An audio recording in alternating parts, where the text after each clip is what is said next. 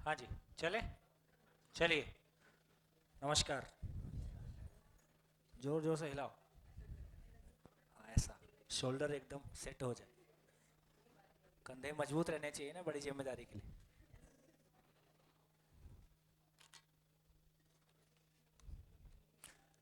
चलिए।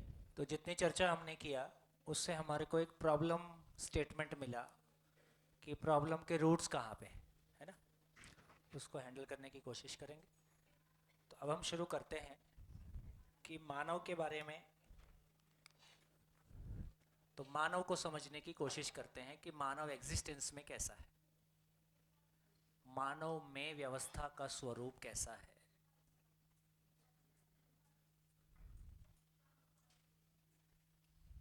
तो आवश्यकता से ही शुरू करते हैं क्योंकि आवश्यकता की वजह से सारी प्रॉब्लम दिखाई दे रही है। तो देखिए फिर से रिपीट कर देता हूँ ताकि आपका फोकस बना रहे।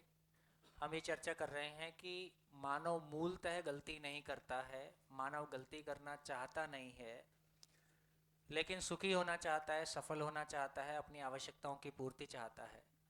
यदि उसको लगता है कि ऐसा करने के लिए कोई गलती करना पड़ेगा, या वो तो अपनी आवश्यकता की पूर्ति करता है। तो सार ये निकला कि यदि ऐसा जीने का कोई स्वरूप उपलब्ध हो जाए जिसमें बिना गलती अपराध किए हर मानव सुखी हो सकता है, सफल हो सकता है, उसकी सभी आवश्यकताएं पूरी हो सकती हैं, तो क्या कोई मानव गलती करना चाहेगा। तो मानव मूलतः गलती करना नहीं चाहता है और मानव को गलती के कलंक से मुक्त किया जा सकता है।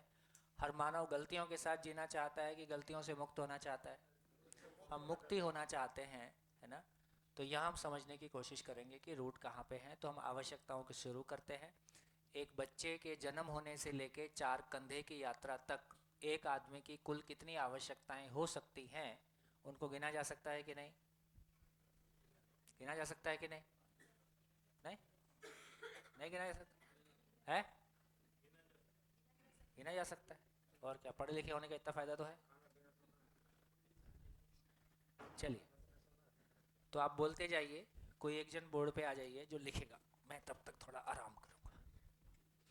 कौन आएगा बोर्ड पे। आप बोलते जाइए, बोर्ड पे लिखते जाएंगे। बोर्ड पे कौन आएगा। अरे, बोर्ड पे कोई आने तैयार नहीं। आओ।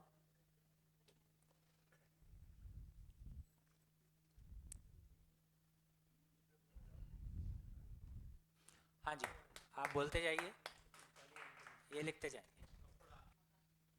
मकान तो हो गया। कम्युनिकेशन, ट्रांसपोर्टेशन, सेफ्टी,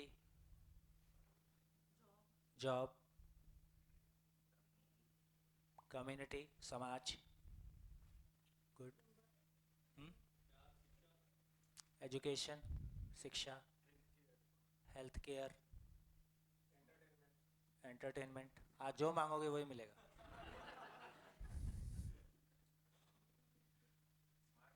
है। कम्युनिकेशन में तो आ गया। अच्छा चलो, कम्युनिकेशन भी लिख दो। पार्टनर। पार्टनर मैंने क्या बोल रहा। लाइफ पार्टनर है, लिव इन वाला। आजकल वो नए नए शब्द चले हैं ना। फॉर एवर क्या बोलते हो। हाँ। है। हाँ। BF। तो ऐसा बहुत सारा नया नया टर्मिनोलॉजी आ गया। तो कुल मिला के आप कह रहे हो शादी। शादी कह रहे हो कि कुछ और कह रहे हो। हाँ जी।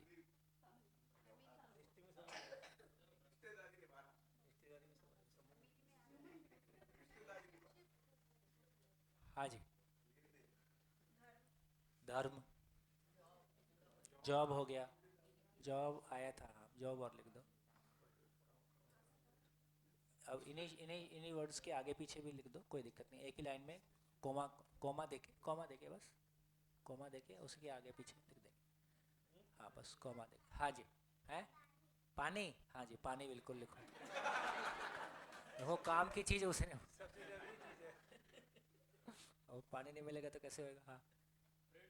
फ्रेंड्स। सुख और शांति। जी। सुविधाएं, सारी भौतिक सुविधाएं ही हैं। हाँ जी, और कुछ सुरक्षा आ गया क्या? है? सुंदर, स्टेबल भाव और विचार, सुरक्षा, स्टेबल स्टेट ऑफ माइंड। हाँ जी, यात्रा, ट्रांसपोर्टेशन में आ गया, बोर्ड भी देखते जाओ, ट्रांसपोर्टेशन में आ गया। हाँ हाँ, है हवा भी, पर्यावरण में आ गया भाई, पर्यावरण लिख देते, पर्यावरण, एनवायरनमेंट। सुरक्षा, सुरक्षा आ गया। हाँ जी, और और और एजुकेशन का पार्ट है। हाँ, और शादी नहीं,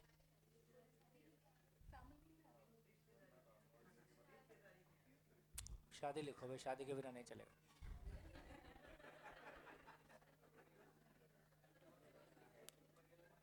हाँ जी, है सम्मान, सुख शांति हो गया, सुख शांति, चलो सम्मान और लिख दो बाजू में। हाँ, कंपटीशन, है हेल्थ आ गया, हेल्थ आया ना, हाँ हेल्थ केयर आ गया। सोशल, सोशल वर्क, सेवा, सेवा समाज आ गया, समाज आ गया तो सेवा भी आ गई, सेवा लिख दो बस। वैरायटी किसकी?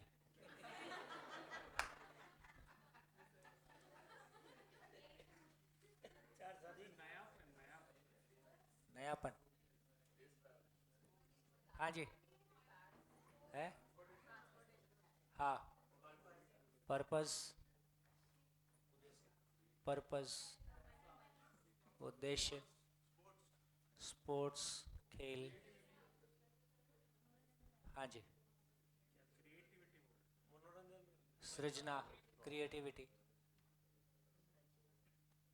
और है, और और है पैसा, सबसे ऊपर से ही समझ आ गया। और पावर, मेड, पावर, पद, यहाँ बैठ के हस्बैंड की याद आए नहीं आए, मेड की तो आएगी। पद और प्रतिष्ठा, सम्मान आ गया। है? पद, पावर, पद, पद, हाँ जी, और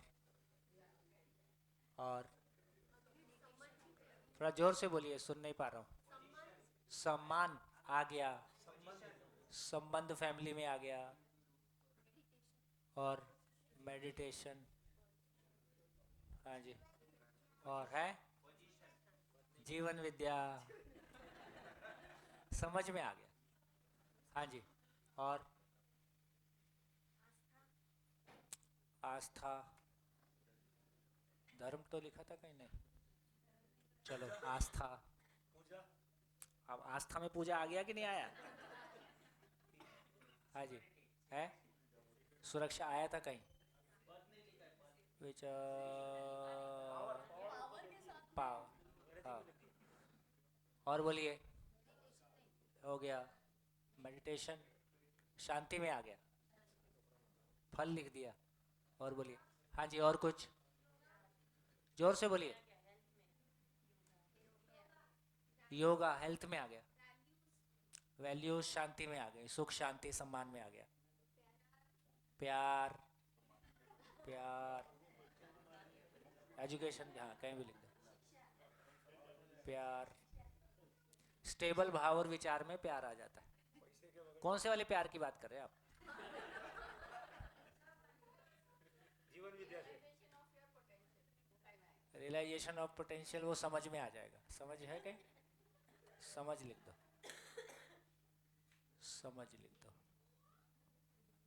समझ होने से हमारा पोटेंशियल हमको समझ में आता है। हाँ जी, और हो गया, मोक्ष, मोक्ष लिखोगे, मोक्ष, मुक्ति, मोक्ष, एजुकेशन के आगे मोक्ष, हाँ, मोक्ष, हाँ जी, मोक्ष मिल गया, अब तो कुछ बचा नहीं। हो- गुरु अब एजुकेशन है तो गुरु है ही है। टेक्नोलॉजी है तो इतना सारा सामान बिना टेक्नोलॉजी थोड़ी आएगा। कम्युनिकेशन सब हो गया, ट्रांसपोर्टेशन कम्युनिकेशन तमाम साधन हो गए है। हो गया लगभग, आप बात आपकी पूरी होगी। और कुछ स्पेशल बचा हो तो बोलो, नहीं तो आगे बढ़ते हैं। इनोवेशन लिख दो भाई, इनोवेशन कहीं भी। न्याय, हाँ भाई न्याय जरूर लिखो।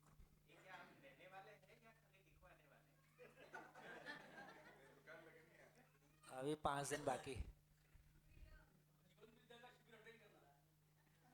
न्याय हो गया। फ्रीडम। अरे बाप रे, इतना जल्दी। देखो जब स्टेबल भाव और विचार बोल रहे हो उससे फ्रीडम आएगा कि नहीं आएगा? Freedom freedom. हो गया। हाँ। क्या बोलते हो? जॉब सेटिस्फेक्शन ऐसा कुछ होता नहीं। I will say wait.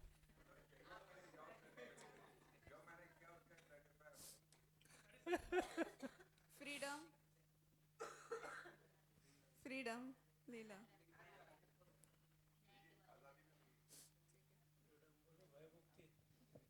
हाँ जी, और कुछ है? अब ये स्वास्थ्य में आएगा कि नहीं आएगा? स्वस्थ रहोगे, सांस लोगे नहीं लोगे? हाँ जी, चलो हो गया, थैंक यू, बढ़िया, थैंक यू। अब देखिए लगभग लगभग इतना बोलने के बाद ना फिर बोलने के लिए ज़्यादा कुछ बचता नहीं है, हम घूम फिर के उन्हीं के आजू बाजू घूम रहे होते हैं। तो देखिए अब इन्हीं चीज़ों को ध्यान से देखिए कि ये एक प्रकार की चीज़ है, दो इनको हम थोड़ा समझने की देखो हम क्या क्या कोशिश कर रहे हैं। कितने प्रतिशत लोग समाज में ये मानते हैं कि भौतिक आवश्यकताएं असीम है? कितने प्रतिशत मानते होंगे? लगभग ऑलमोस्ट ऑल, है ना?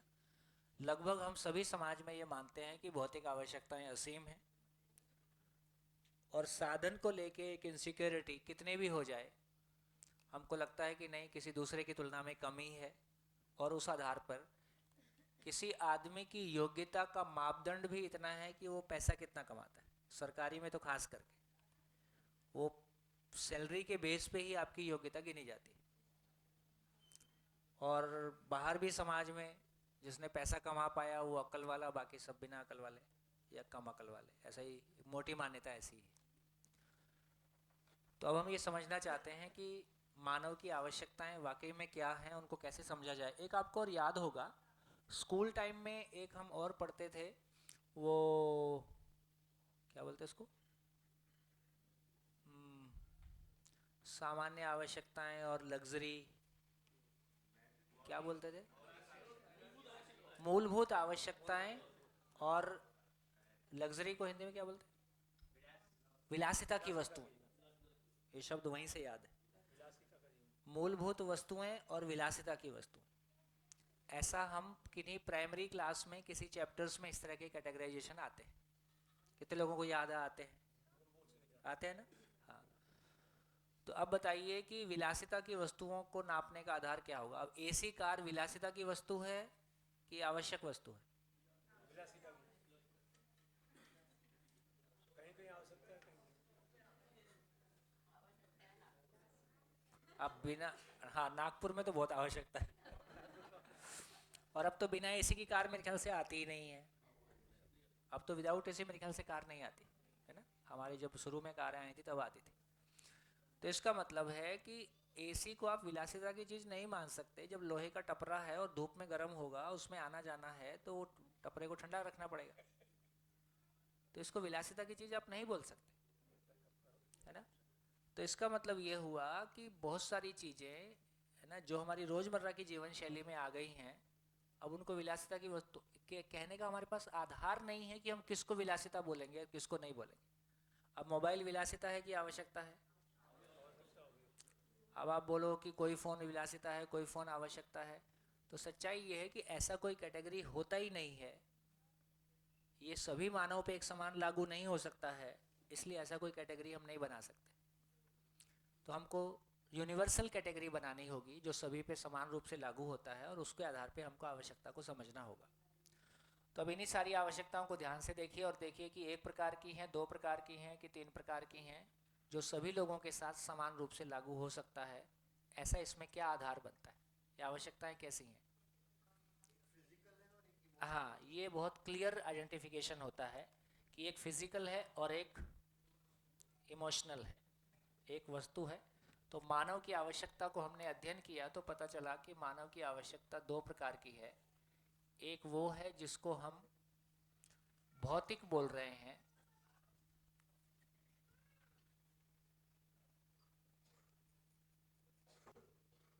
एक वो है जिसको हम भौतिक बोल रहे हैं, दूसरा जिसको हम भाव बोल रहे हैं। इसको थोड़ा दबाना, ठीक करना। एक भौतिक बोल रहे हैं, दूसरा भाव बोल रहे हैं।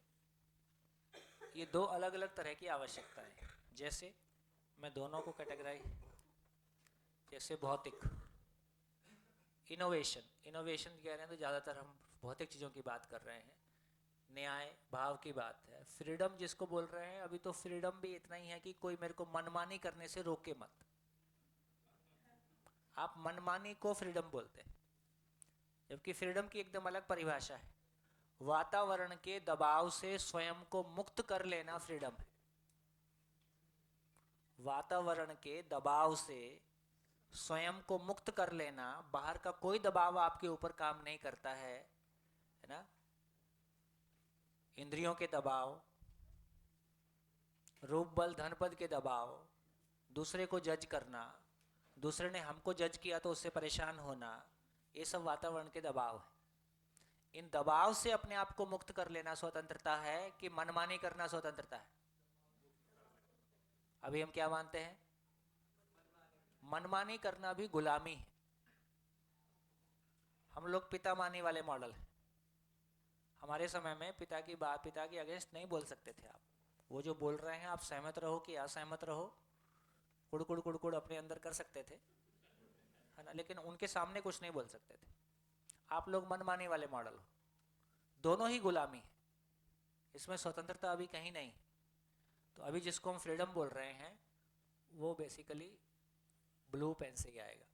मनी, पावर, अथॉरिटी, आस्था, आस्था भी पूरी तरह से नहीं। सेवा तो शरीर का, जॉब, रोटी, कपड़ा, पानी, उद्देश्य, समझ, मकान, फ्रेंड्स, अभी तो सब मुश्किल में ही है। Sports, creativity, for transportation, satisfaction, समाज, सुख शांति सम्मान, हेल्थ केयर और स्टेबल भाव और विचार, और एजुकेशन एजुकेशन किस में आएगा? अभी वर्तमान शिक्षा किस में आएगी? भौतिक। वर्तमान शिक्षा नीले में। मनोरंजन, एनवायरनमेंट, शादी, शादी शरीर की आवश्यकता है कि मन की आवश्यकता है? अभी जो शादी कर रहे हैं वो कैसी है?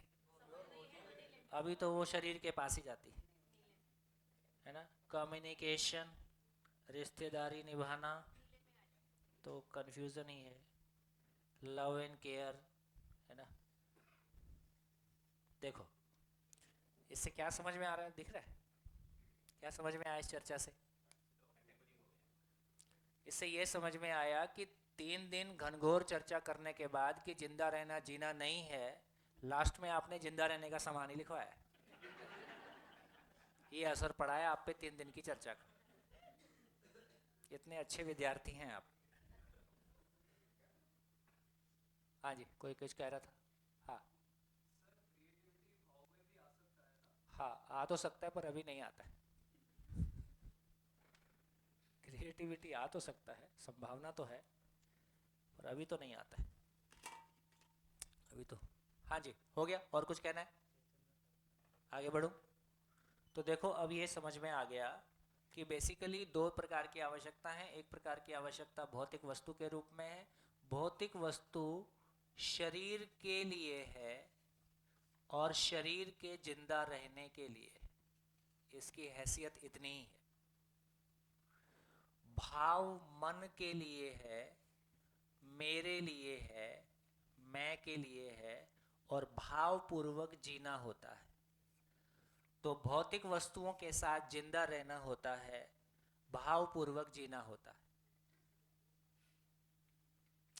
अभी आप युवा लोगों ने नई जगह निकाली है कि हम लॉजिकली जिएंगे, लॉजिक से जी, ये बात लॉजिक।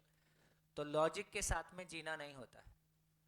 लॉजिकली किसी चीज को समझना होता है, लॉजिकली किसी चीज को समझाना होता है, लेकिन जीना तो भावपूर्वक ही होता है ना। लॉजिक के साथ हम जी नहीं। लॉजिक मतलब मैथमेटिक्स है। मैथमेटिक्स मतलब डिवाइड बाय 2 होता है। तो अब पति पत्नी के बीच में लॉजिक कैसे चलेगा? रात को 2 बजे तक बच्चा मैं देखूंगी, उसके बाद तुम देखोगे।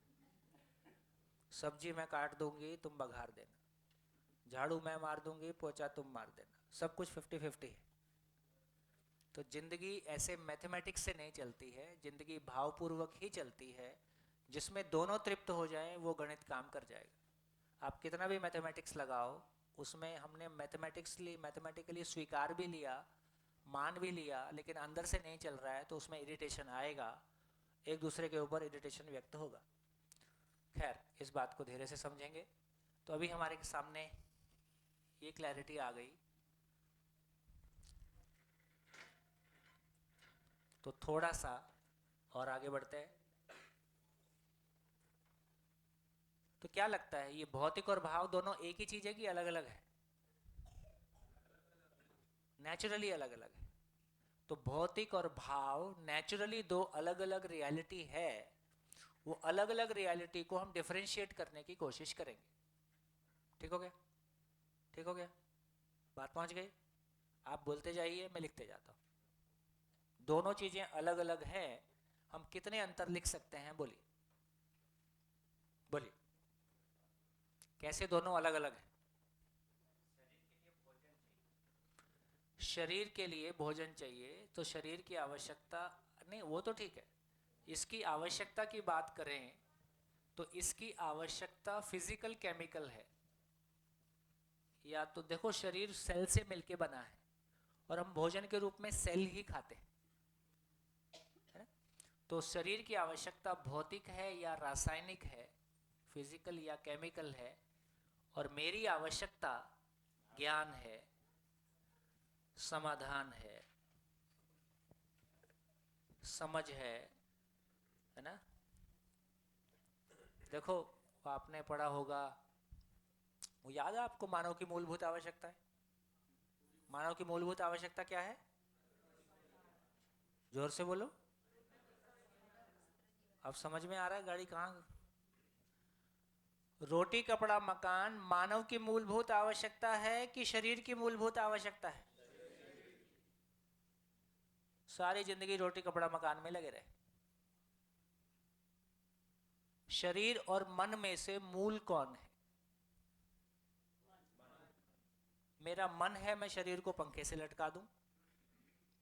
मेरा मन करेगा पटरी पे रख दूं। मेरा मन करेगा इसमें दारू डालूंगा। मेरा मन करेगा इससे सेवा करूंगा। तो भ्रमित मानव में भी जैसा मैं चाहता हूं वैसा शरीर को यूज करता हूं। मेरे को लगता है इसको अच्छा खाना खिला दूं, और मेरे को लगता है इसको भूखा रख दूं। मेरी यहां तक की ताकत है कि मैं शरीर को भूखा रख दूं और शरीर को मरते हुए भी देखूं। इसी का नाम संथारा है। संथारा सुना है ना? नहीं सुना? जैनियों में संथारा लेते हैं। संथारा का मतलब है कि अंतिम समय में जब मैं ये मान लेता हूं कि अब शरीर का और कोई उपयोग नहीं है और अपने सारे काम धाम पूरे हो गए हैं, तो मैं अंतिम मृत्यु का भी ज्ञान के लिए उपयोग करता हूं। क्या उपयोग करता हूं?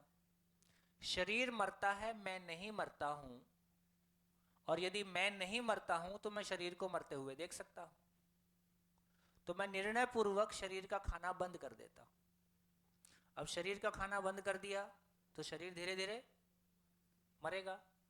उसको मैक्सिमम 60 दिन प्लस माइनस लग जाते हैं।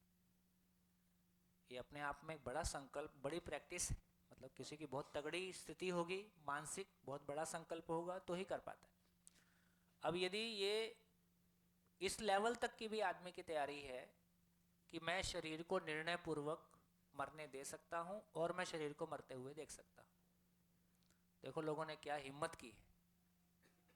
उसको सही गलत का जजमेंट देना आपकी अपनी थॉट प्रोसेस की बात हो सकती है, लेकिन कुल मिला के जो सुबह भी अपनी चर्चा हुई, मानव की जर्नी का कुल इतना ही मतलब है, पशु और मानव में इतना ही अंतर है कि मानव में समझने की ताकत है।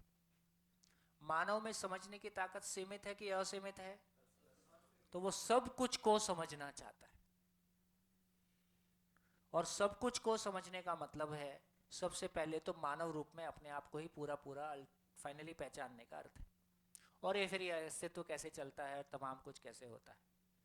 तो ये समझना ही मानव की मौलिकता है, समझना ही मानव का सुख है। देखो हम 3 दिन से बात कर रहे है ना, और लगातार बात करते हुए जब भी हमको लगता है कि कोई चीज़ क्लिक हुई, उसी समय हमको कितना अच्छा लगता है और कैसा वो भाव हमारे भीतर बना रहता है। तो ये समझना ही मानव का सुख है ना, और जो है उसी को समझा जा सकता है। तो यहाँ ये पता चला, तो मन और शरीर और मन में से मूल कौन है? मन। तो मानव की मौलिक आवश्यकता क्या है? मानव की मौलिक आवश्यकता की बात करेंगे तो शरीर की आवश्यकता की बात करेंगे कि मन की आवश्यकता की बात करेंगे? तो मानव की मौलिक आवश्यकता क्या है? ज्ञान। तो मेरी मूलभूत आवश्यकताएं रोटी कपड़ा और मकान नहीं है, मेरी मूलभूत आवश्यकता ज्ञान है, शरीर की आवश्यकता रोटी कपड़ा और मकान है। सर के बल खड़े हैं, सारी जिंदगी वही कर रहे हैं, रोटी कपड़ा मकान बनाते बनाते जिंदगी चली गई।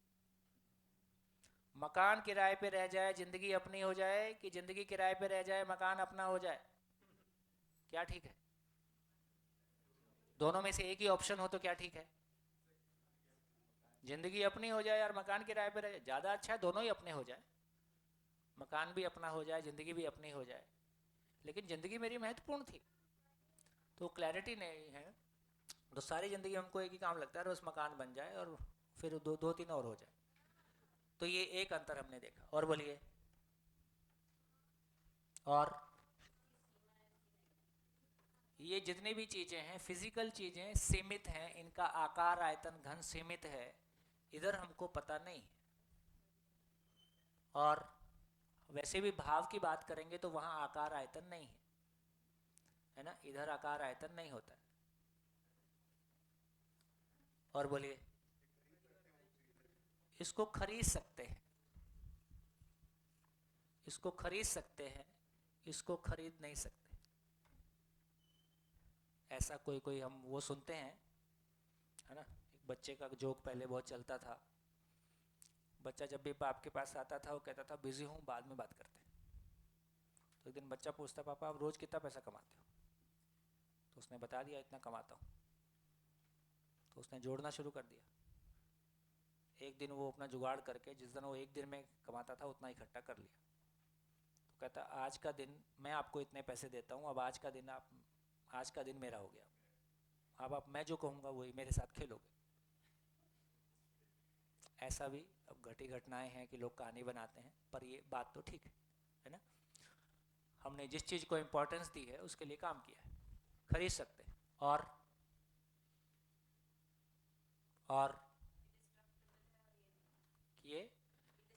ये परिवर्तनशील है, इसमें परिवर्तन होता है, इसी को हम नाश भी बोलते हैं।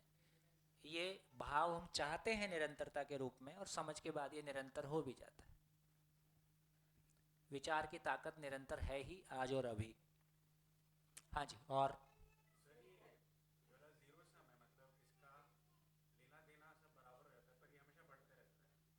ये सीमित है,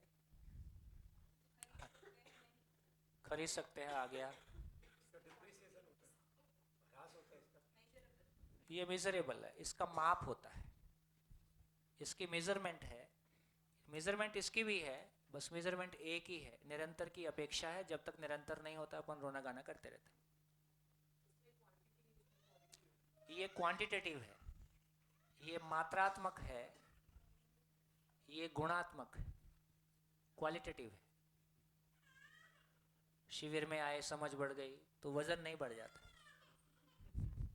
खुशी बढ़ जाती, कॉन्फिडेंस बढ़ जाता।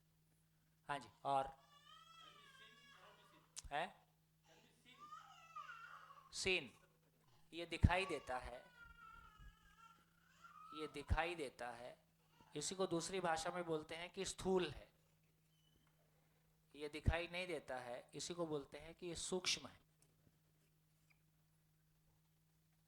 और हाँ, टेंजिबल इंटेंजिबल, स्थूल सूक्ष्म। और अंदर का है, क्या पता वो भी बाहर ही हो। हाँ जी। और हाँ, इससे मिलने वाला, बढ़िया, इससे मिलने वाला सुख क्षणिक है। इधर क्षणिक सुख का मामला है, इधर निरंतर सुख का मामला है। पर यह ध्यान में रखना है कि क्षणिक सुख को भोगने वाला भी मैं ही हूं और निरंतर सुख को भोगने वाला भी मैं ही हूं। इंद्रियों में निरंतर सुख नहीं है, इंद्रियों को भोगने वाला भी मैं ही हूं। हाँ जी। और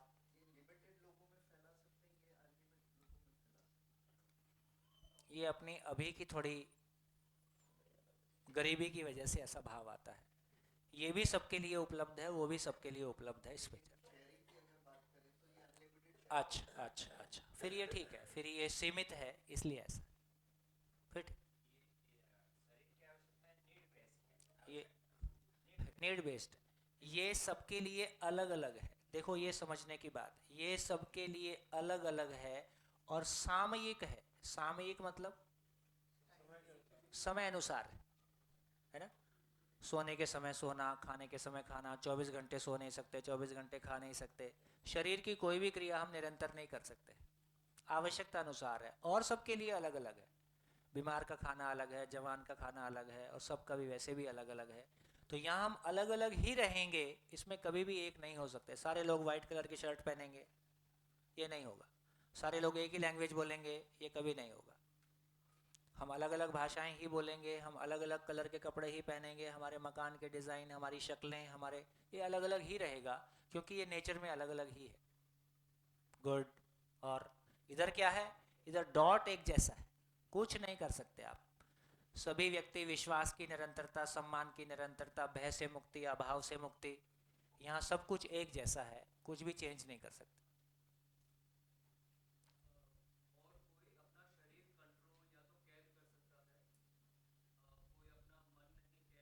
बहुत बढ़िया, देखिए बहुत बढ़िया पॉइंट आपने कहा है। शरीर के लिए, शरीर के लिए मैं डॉक्टर का सहयोग ले सकता हूँ।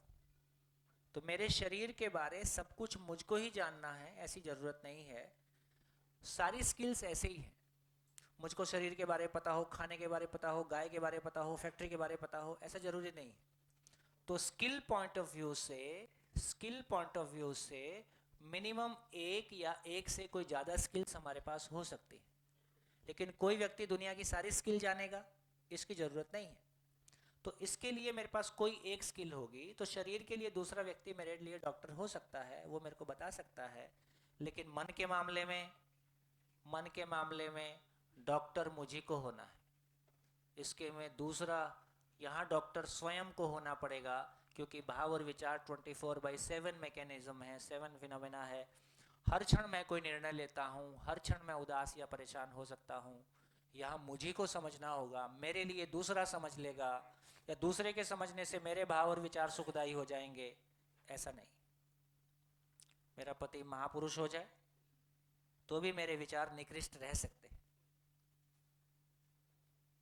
बढ़िया हो गया। तो यहाँ मुझको ही करना होगा, इसमें ऑप्शन नहीं है। तो देखो ये समझने लायक बात है। समझदार होना अपने आप में, है ना, क्या होना, अपने भाव और विचार की स्थिरता, इसमें ऑप्शन नहीं है।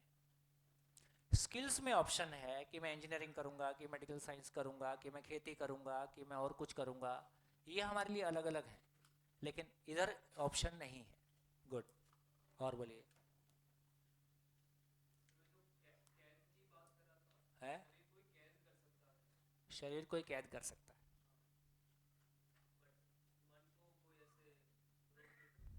ठीक है, ठीक है। अब ये सब मानव की प्रॉब्लम वाली जगह है, हम यूनिवर्सल डिफरेंस की बात कर रहे हैं। हाँ, आज के डेट में हमने इसके बारे में काफ़ी कुछ सोच लिया है।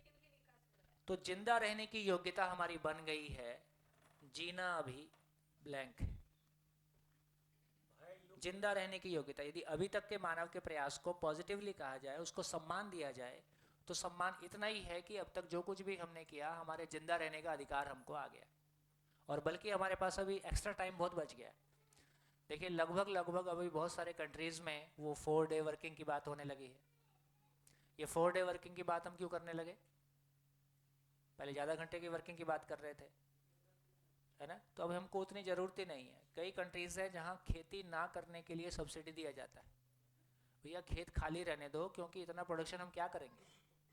तो लगभग जितना मैकेनाइजेशन हो रहा है और जितना आदमी मिसयूज या मिसमैनेजमेंट कर रहा है, यदि सब कुछ ठीक हो जाएगा तो हम ऑलरेडी ओवर प्रोडक्शन की जगह में होंगे।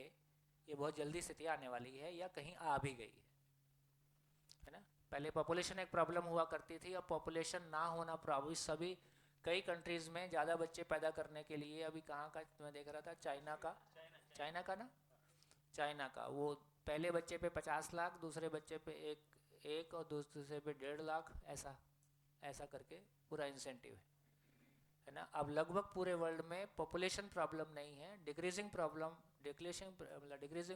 पॉपुलेशन एक प्रॉब्लम है। तो पुरानी बहुत सारी चीज़ें ख़त्म हो रही हैं। हाँ जी। और ये कंडीशनल है, मतलब क्या कहना चाहते हो?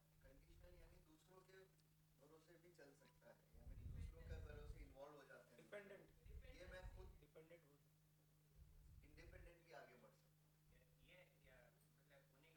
देखो दोनों में ही डिपेंडेंसी है। मानव एक समझ पूर्वक, मानव समझ के ही कोई काम को कर सकता है। आप इसलिए बोल पाए हो कि आप किसी परिवार में पैदा हुए, वहाँ लोग बोलते थे। ऐसे भी एग्जाम्पल मिलते हैं जहाँ बच्चे को कोई जंगली पशु उठा के ले गया, उसने मारा नहीं, और उन जंगली पशुओं के साथ में बच्चा पला। वो 4 पैर से ही चलता था और वो मानव भाषा नहीं सीखा। तो इसका मतलब है कि हम ज्ञान पाए हैं इसलिए कि हम मानव के साथ में रहे हैं। तो ये दोनों ही चीज़ें डिपेंडेंट है, ये अकेले में नहीं आएगा जी। हाँ हाँ, तो शरीर में जो कुछ भी है बायोलॉजिकल है ना? यहाँ मैं आशा करता हूँ, मैं विचार करता हूँ, मैं इच्छा करता हूँ, है ना? ये इधर वाली क्रिया है। चलो और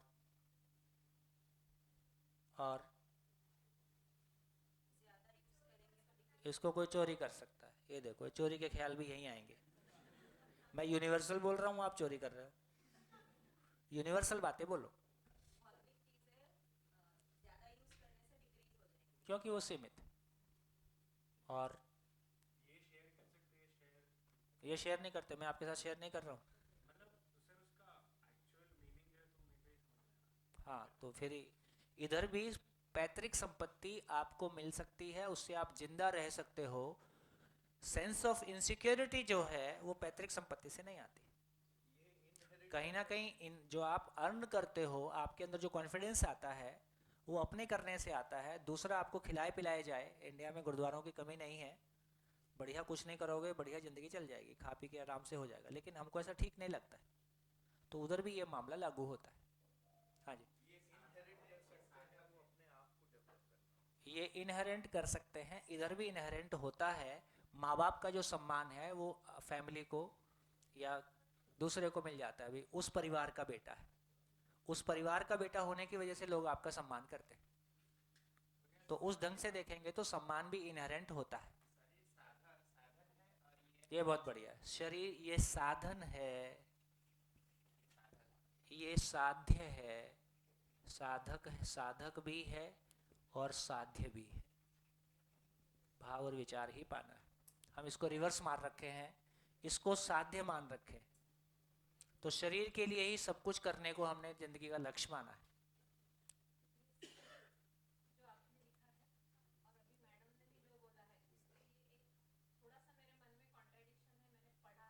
क्या?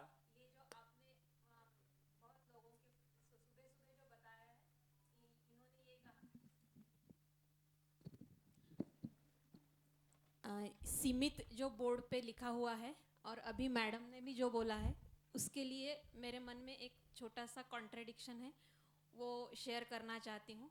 और सुबह भी जो बोर्ड पे लिखा है उससे भी वो रिलेटेड है शायद से, कि इस पृथ्वी पे जो संसाधन है वो जितनी भी आबादी है उसके नीड के लिए सफिशिएंट है, मोर देन सफिशिएंट है।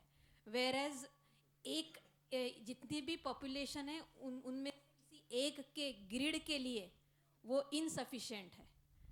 देखो यही समझने की बात है, सबने सुन लिया, गांधी जी ने ऐसा बोला।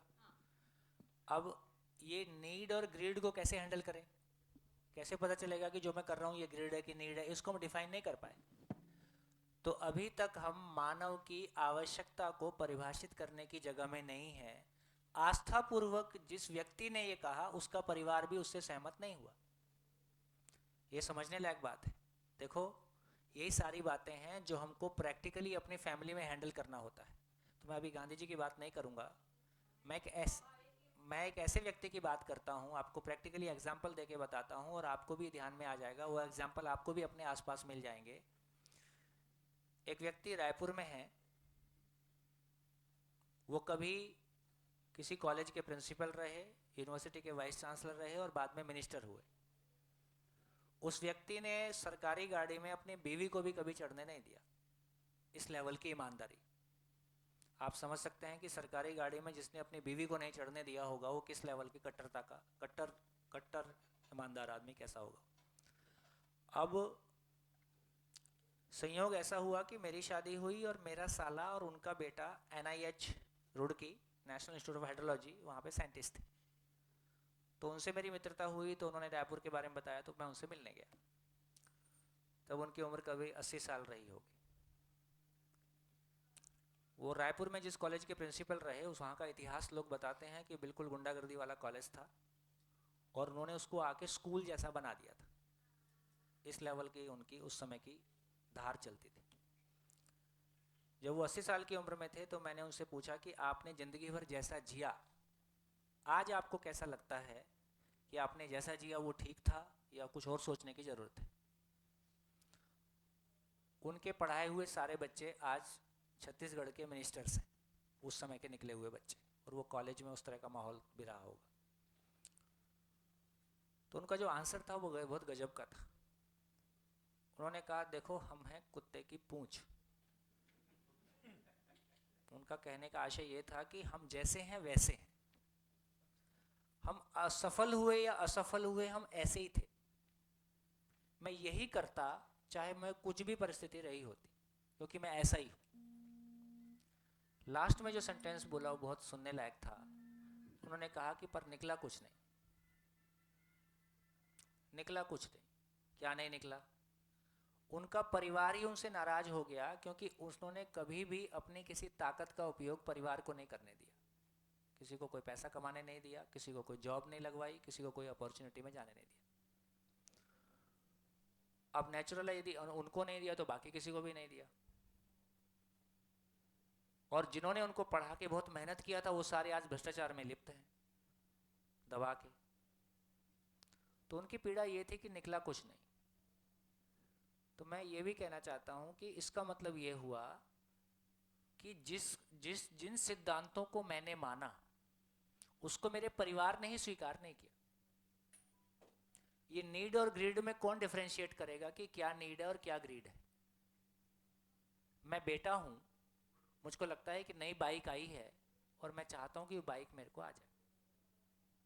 बेटे को नीड लगती है, बाप को ग्रीड लगती है। पत्नी को लगता है कि यार आने जाने के लिए गाड़ी तो होनी ही चाहिए। जो पत्नी को नीड लगती है वो हस्बैंड को ग्रीड लगती है। अब कैसे तय हो पाएगा कि नीड है और क्या ग्रीड है? और हम अपने में ही कन्फ्लिक्ट में हैं, है ना। हम अपने आदर्शों को बहुत कड़ाई से पालन कर सकते हैं, लेकिन जब अपने ही हमारे विरोध में उतर आते हैं तो हमको समझ में नहीं आता है कि ये हुआ क्या। अपनी फैमिली में ही मल्टीप्लाई नहीं हुआ, बाहर तो अभी दूर की बात है। तो आदर्शों की परिभाषा है जो सुनने में अच्छा लगे, प्रैक्टिसेबल ना हो। तो इसका मतलब ये हुआ कि हम नीड और ग्रीड को हैंडल कैसे करें, इसका साइंस हमारे पास नहीं है। तो बहुत सारी बातें, इसलिए महापुरुषों की कहानियां पढ़ने से अच्छा जीने का मोटिवेशन मिलता है, अच्छा जीने का विज्ञान नहीं मिलता है। मैं कैसे अच्छा जीऊं और अच्छे आदमी की हमारे पास कोई परिभाषा भी नहीं है। उसी व्यक्ति को कोई लोग अच्छा, उसके घर के लोग ही अच्छा नहीं मानते, जबकि संसार में वो सफल के आज की डेट में ऐसा व्यक्ति का मिनिस्टर बनना आसान नहीं है, उस समय में बन जाते थे। तो इन सारी चीज़ों को देखने समझने से ये ख्याल आता है कि हम जिन बातों को कह रहे हैं वो अपने ही परिवार में कितना व्यावहारिक हो पाए, और यदि अपने ही परिवार में व्यावहारिक नहीं हो पा रही हैं तो कैसे वो सबके लिए प्रैक्टिसेबल होंगी। तो कुछ चीज़ें सुनने में ज़रूर अच्छी लगती हैं, लेकिन व्यावहारिकता क्या होगी और वो उसकी मल्टीप्लिसिटी क्या होगी। जो चीज़ मल्टीप्लाई नहीं होगी वो ऑब्सोलीट हो जाएगी। हम बहुत सारी अच्छी बातों को, इसलिए मैंने बार बार शिविर के दौरान कई बार आपसे पूछा, हम में से कितने माँ बाप ये महसूस करते हैं कि हमारे पास कोई अच्छी बातें हैं लेकिन हम अपने बच्चों में मल्टीप्लाई नहीं कर पा रहे, है ना। ऐसा हम में से अधिकांश लोग महसूस करते हैं। इसका मतलब है कि समझना होगा या तो वो अच्छी है नहीं, या हम मल्टीप्लाई करने की योग्यता हमारी है नहीं, कहीं तो गैप है। तो इन सारी बातों को देखते हैं तो वो हम बहुत ठीक से उसको सेट नहीं कर पाते हैं। तो नीड और ग्रीड को तो देखना पड़ेगा, बाद में देखेंगे उसको कैसे हैंडल करेंगे। हाँ जी, हाँ, ये जो जिज्ञासा है ये इधर है। शरीर को जिज्ञासा नहीं करता है। ऐसे भूख का पता किसको चलता है? ये मुझको चलता है कि शरीर को चलता है? ये सब समझेंगे आने वाले समय में। हाँ,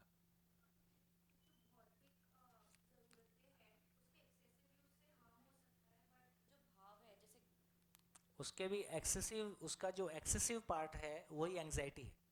अच्छा, जैसे ज्ञान समाधान है तो वो जितना हाँ, ज़्यादा वो फिर ज़्यादा होता नहीं है, वो तो अलग बात है, वो तो अलग बात है, पर ठीक है। बट हार्मफुल नहीं है। ये जो एक्सेसिव आदर्शवाद है ना, ये भी हार्मफुल है।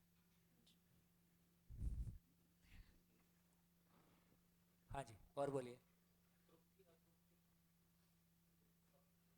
और बोलिए, और कुछ, और कुछ नहीं, हो गया है। हाँ, ये मरता है मतलब ये परिवर्तनशील। और है, तुम्हारे बिना जी नहीं पाऊंगा।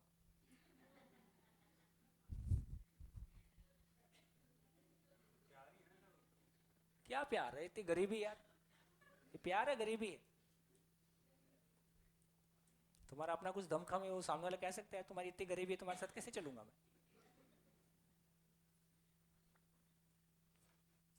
हाँ जी, और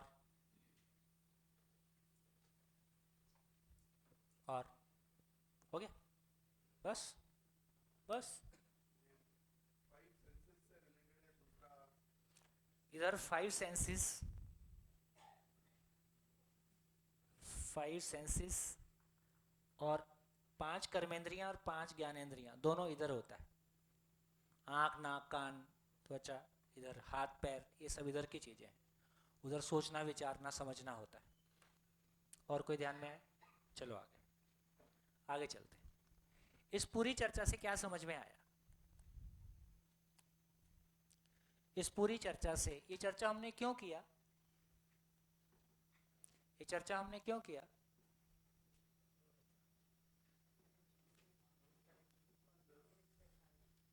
ये चर्चा हमने क्यों किया? मानव की आवश्यकताओं को समझने के लिए, ताकि हम उनको पूरा कर पाए, क्योंकि कंफ्यूजन नहीं हो। पेट्रोल की गाड़ी में पेट्रोल ही डालते हैं, डीजल की गाड़ी में डीजल ही डालते हैं। तो ये हमको क्लैरिटी है तो उसकी आवश्यकता भी पूरी हो जाती है। लेकिन हम ये कह रहे हैं कि मानव की आवश्यकता पूरी नहीं होती, तो उसको समझना चाह रहे हैं। थोड़ा सा आगे चलते हैं और थोड़ी सी बात करते हैं। देखिए, एक बात आपने जो बोली वो ध्यान करने लायक है, और इस पे काफ़ी सोचने की ज़रूरत है। आपने कहा कि हम इनको खरीद सकते हैं, इस पे थोड़ी सी बात करते हैं। ये बड़ा इंटरेस्टिंग है और बड़ा हमारा सोच में एक बड़ी शिफ्ट ये देता है। विश्व के कितने प्रतिशत लोग ये मानते हैं कि हम वस्तुएं खरीदते हैं?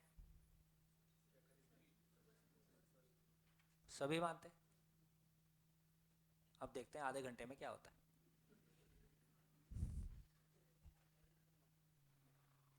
एक व्यक्ति की तलाश है जो पहली बार शिविर कर रहा हो, यूट्यूब से ना किया हो और कॉमर्स थोड़ी पढ़ा हुआ हो। है कोई? माइक पकड़ो, कोई भी, आप माइक पकड़ो, इनको पकड़ो।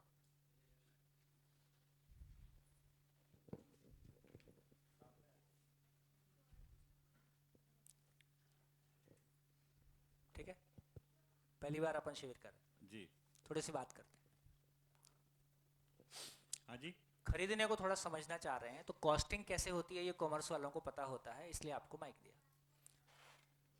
तो देखिए, पेट्रोल को लेके काफ़ी चर्चा देश में होती रहती है, और पेट्रोल की कॉस्ट को लेके बहुत कुछ बात होती रहती है। तो आजकल पेट्रोल का रेट क्या है? 106 रुपये। 100 मान लेते हैं, अपनी कैलकुलेशन में थोड़ी आसानी रहेगी। तो मैंने 100 रुपया पेट्रोल पंप पे दिया और 1 लीटर पेट्रोल मैंने खरीदा, तो एक्चुअली मैंने पेट्रोल के लिए कितना रुपया दिया? फिर से बोलिए। फिर से रिपीट कर देता हूँ। हाँ। हमने पेट्रोल पंप से 1 लीटर पेट्रोल लिया और 100 रुपया उसको दिया। 100 रुपया में से एक्चुअली पेट्रोल के लिए कितना रुपया दिया? बाकी लोग चुप रहे, हमारी बात हो रही। 100 रुपए दिए ना। Actually petrol means what? जो पेट्रोल हमारे पास आपको माइक इसलिए दिया था कि आपको कॉस्टिंग पता है, कॉमर्स वालों को पता होता है कि नहीं, 100 रुपया कैसे कॉस्टिंग हुई। तो एक्चुअली पेट्रोल के लिए अच्छा, कितना वो दिया? आप नहीं, मैं कॉमर्स तो नहीं किया, मैंने हाथ ऊपर कर दिया है, but okay, commerce was my subject. मैं इंजीनियरिंग किया, उसमें कॉमर्स पढ़ा हुआ था, तो मैं बोला कोई नहीं, cover up चलेगा कर लेंगे। चलेगा चलेगा, ज्यादा ज्ञान की जरूरत नहीं है, थोड़े जी, से जी। में चल जाएगा। नहीं नहीं, आई गॉट इट। मतलब एक्चुअल हाँ, पेट्रोल, हाँ। जैसे मैंने उसमें टैक्सेस वगैरह बोल रहे हाँ, हैं आप। टैक्स माइनस कर दिया, हाँ, उसकी तो कुछ 30 एक रुपए होगी शायद। 30 रुपए हो गए। जी। तो अब अपन 30 रुपए में आ गए, जी। तो बाकी टैक्स हो गया। हम्म। 30 रुपए हमने पे किया एक्चुअली पेट्रोल के लिए। हाँ। अब थोड़ा सा और ध्यान देते हैं कि ये जो 30 रुपया पे किया, इसमें से एक्चुअली पेट्रोल के लिए कितना किया और क्या कम कर सकते हैं? उसका प्रोडक्शन कॉस्ट, ये वो जो प्रोडक्शन भी। कॉस्ट हाँ। मान लीजिए 10 रुपए और कम हो, हम्म। अब 20 बचा। 20 रुपए में से एक्चुअली पेट्रोल के लिए कितना खर्च किया? जो जमीन से निकला क्या? आप नेचुरल रिसोर्स की बोल रहे बात? मैं तो पूछ रहा हूँ कि जो 20 रुपया दिया 1 लीटर का, उसमें मैंने एक्चुअली पेट्रोल के लिए कितना दिया? हो सकता 15 रुपए ही दिए। 15 रुपए। वो जो 15 रुपया दिया, उसमें से एक्चुअली पेट्रोल के लिए कितना दिया? अब बाकी लोग शांत रहेंगे, बोलने से बाद भी शांत नहीं रहते हो। कुछ तो होगा, 10 रुपए तक के तो 10 रुपया होगा। अब जो 10 रुपया दिया, उसमें से एक्चुअली पेट्रोल के लिए कितना दिया? उतना तो कीमत होना ही चाहिए। अब और कम नहीं कर सकता मैं। हाँ। उतनी तो कीमत होगी ना। फिर भी मैं पूछूंगा कि वो जो 10 रुपया दिया, उसमें से एक्चुअली पेट्रोल के लिए कितना दिया? मेरे हिसाब से तो 10 रुपए होना चाहिए। देख लो और सोच लो। some cost, everything has a cost. और सोच लो, 10 रुपया मैंने 1 लीटर पेट्रोल के लिए दिया, पेट्रोल के लिए मैंने 10 रुपया दिया, कि 10 रुपए में से और भी कुछ कम हो सकता है? As per my imagination or analysis, I don't think so. कम नहीं हो रहा है। तो चलो, जिस कुएं से पेट्रोल निकाला, उसमें वापस क्या डाला? 10 रुपए डाल दिए। 10 रुपए डाला।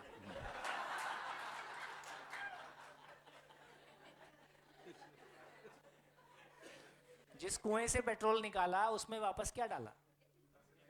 कुछ नहीं डाला। नहीं डाला। हाँ। कुछ नहीं डाला। तो 100 रुपया किसकी जेब में गया? इंसान की। इंसान की जेब में गया। तो इसका मैंने 100 रुपया पेट्रोल निकाल के, साफ करके, ट्रांसपोर्ट करके, टैक्स लगा के, पेट्रोल पंप तक पेट्रोल वाले को प्रॉफिट दे के, तो 100 रुपया 1 लीटर पेट्रोल मेरे घर तक पहुंचने में लगा मानव श्रम है कि पेट्रोल की कीमत? मानव श्रम। तो पेट्रोल के लिए मैंने क्या दिया? मेरे हिसाब से 10 रुपए ही दिया। 100 रुपया तो लोगों की जेब में चला गया। हाँ। उससे उनका परिवार चल नहीं, गया। 100 रुपए नहीं, 90 रुपए गया ना, आपने बोले ना कि। तो 10 रुपया किसको दिया? वो जो 10 रुपया दिया, वो कुएं में डाला क्या? नहीं नहीं, जिससे हम पेट्रोल खरीदे। खरीदा क्या? हाँ, जमीन से लिया था। वो जिससे हाँ, तो वो तो जिससे लिया, natural resource जिससे हो गया। लिया, वो उसकी जेब में चला गया 10 रुपया। पेट्रोल के लिए एक्चुअली क्या दिया? तो इसका मतलब ये हुआ कि जब मैं 1 लीटर पेट्रोल का 100 रुपए देता हूं, तो मैं ये मानव श्रम का पैसा देता हूं कि वस्तु का पैसा देता हूं? मानव श्रम का वस्तु के लिए क्या देता हूं? लॉजिक आपके हिसाब से कुछ नहीं देता हूँ, मेरे हिसाब से कि सच्चाई भी ऐसी। शायद सच्चाई होगी। भाई नेचर को मैंने कुछ नहीं दिया, पेट्रोल तो ना आपने बनाया नेचर ना को मैं- कुछ नहीं दिया, दैट आई एग्री। है ना, बस वही कह रहा हूँ, नेचर को नहीं दिया और पेट्रोल तो नेचर से मिला, जो क्रूड ऑयल मिला वो तो नेचर से मिला। हाँ तो बेसिकली हमने नेचर को कुछ नहीं दिया, हाँ पेट्रोल बनाने में हमारा कोई योगदान भी नहीं था। तो जो चीज थी नेचर में थी, हमने खोद के वहां से निकाल लिया। हाँ जी, खोदने वाले को पैसा दिया, निकालने वाले को दिया, ट्रांसपोर्ट वाले को दिया, साफ करने का दिया, हमारे घर तक पहुंचाने के लिए दिया। तो 100 रुपया किसकी जेब में गया? लोगों की जेब में गया। बराबर नेचर से जो मिला जी। उसके लिए, वस्तु जो मिली उसके लिए कुछ दिया, नहीं, उसके लिए कुछ नहीं कुछ दिया। तो पेट्रोल फ्री ऑफ कॉस्ट है। 1 लीटर पेट्रोल में, 1 लीटर पेट्रोल को पाने में जो मानव श्रम लगा उसके लिए हमने 100 रुपया दिया। वस्तु फ्री ऑफ कॉस्ट है, जो नेचुरल रिसोर्स है उसके लिए हमने कुछ भी पे नहीं किया। एग्री। कैसा रहेगा? बराबर। ठीक रहेगा? हाँ। सब एग्री करते हैं? किसी को ऑब्जेक्शन हो तो बोलो। No objection. अब थोड़ी सी और आगे चलते हैं। हमने 25 लाख की कार खरीदी। कार खरीदी तो आपके घर में 20 क्विंटल लोहा आ गया। लगभग एक कार में 2 टन लोहा होता है, प्लस माइनस 20 क्विंटल लोहा आपके घर में आ गया। ये जो 20 क्विंटल लोहा प्लस कुछ रबर एल्यूमिनियम भी है, ये जो नेचुरल रिसोर्स गाड़ी में लगा है उसके लिए आपने क्या पे किया है? नेचुरल रिसोर्स पकड़ेंगे तो जीरो ही पे किया। ठीक है, तो इसका मतलब है कि जमीन से वो आयरन और निकालने में, साफ करने में, उसको कार की शेप देने में, कलर करने में, और डीलर वाले को सारा पैसा मानव श्रम के रूप में बट गया। वस्तु का हमने कुछ भी पे नहीं किया, वस्तु फ्री ऑफ कॉस्ट है। इसका मतलब यदि मैं एक कार 25 लाख की खरीदता हूं तो कार में लगा मटेरियल फ्री ऑफ कॉस्ट है, कार को बनाने में लगा मानव श्रम 25 लाख है, वस्तु 25 लाख का नहीं। वस्तु free of cost. If it is a natural resource, of course everything is a natural resource. कुछ भी कर लीजिए आप। अब कोई भी एग्जांपल ले लीजिए, बिजली जला रहे, 10 रुपया पर यूनिट। तो 10 रुपया पर यूनिट बिजली का कॉस्ट है कि 1 यूनिट बिजली बनाने में लगा मानव श्रम है? बिजली यदि थर्मल पावर प्लांट से आ रही है तो कोयला और पानी यूज होता है। कोयला और पानी के लिए हमने क्या पे किया है? वो कुछ नहीं दिया, कुछ नहीं पे किया है। तो इससे ये समझ में आया कि जब हम किसी भी सुविधा की बात कर रहे हैं, किसी भी वस्तु की बात कर रहे हैं, तो हम वस्तु के लिए कुछ भी पे नहीं कर रहे हैं। उस वस्तु को पाने के लिए जो भी मानव श्रम लगा है, तो हर बार वस्तु फ्री ऑफ कॉस्ट है, मानव श्रम के लिए हम कुछ पैसा दे रहे हैं। इसलिए इंग्लिश में ज्यादा अच्छा शब्द है, हम एक्सचेंज बोलते हैं, विनिमय। वो एक्सचेंज करने का माध्यम है। तो जमीन से रिसोर्स मिला, मैंने पेड़ काटा, लकड़ी मिली, लकड़ी को मैंने टेबल बना दिया, है ना, मैंने टेबल बना दिया, आपने कुछ और चीज बना दिया, हमने एक्सचेंज कर लिया। तो क्या एक्सचेंज कर रहे हैं? मानव श्रम एक्सचेंज कर रहे हैं। वस्तु तो नेचर का था, उसके लिए हमने कुछ भी पे नहीं किया।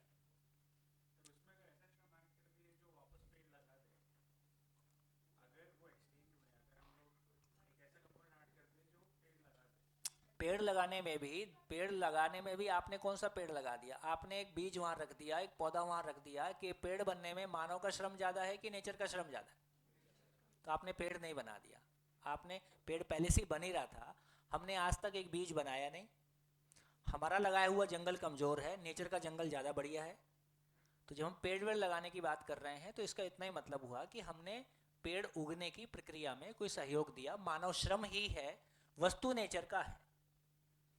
बीज नेचर का था, जलवायु नेचर की थी, पानी नेचर में है, सब कुछ नेचर में है, उगता भी नेचर में है। आप तो बीज लगा, इस लॉजिक से हम नेचर को कुछ कभी दे ही नहीं सकते। और क्या, यही तो कहना चाह रहा हूं। तो आज तक आपने क्या खरीदा? आज तक आपने क्या खरीदा?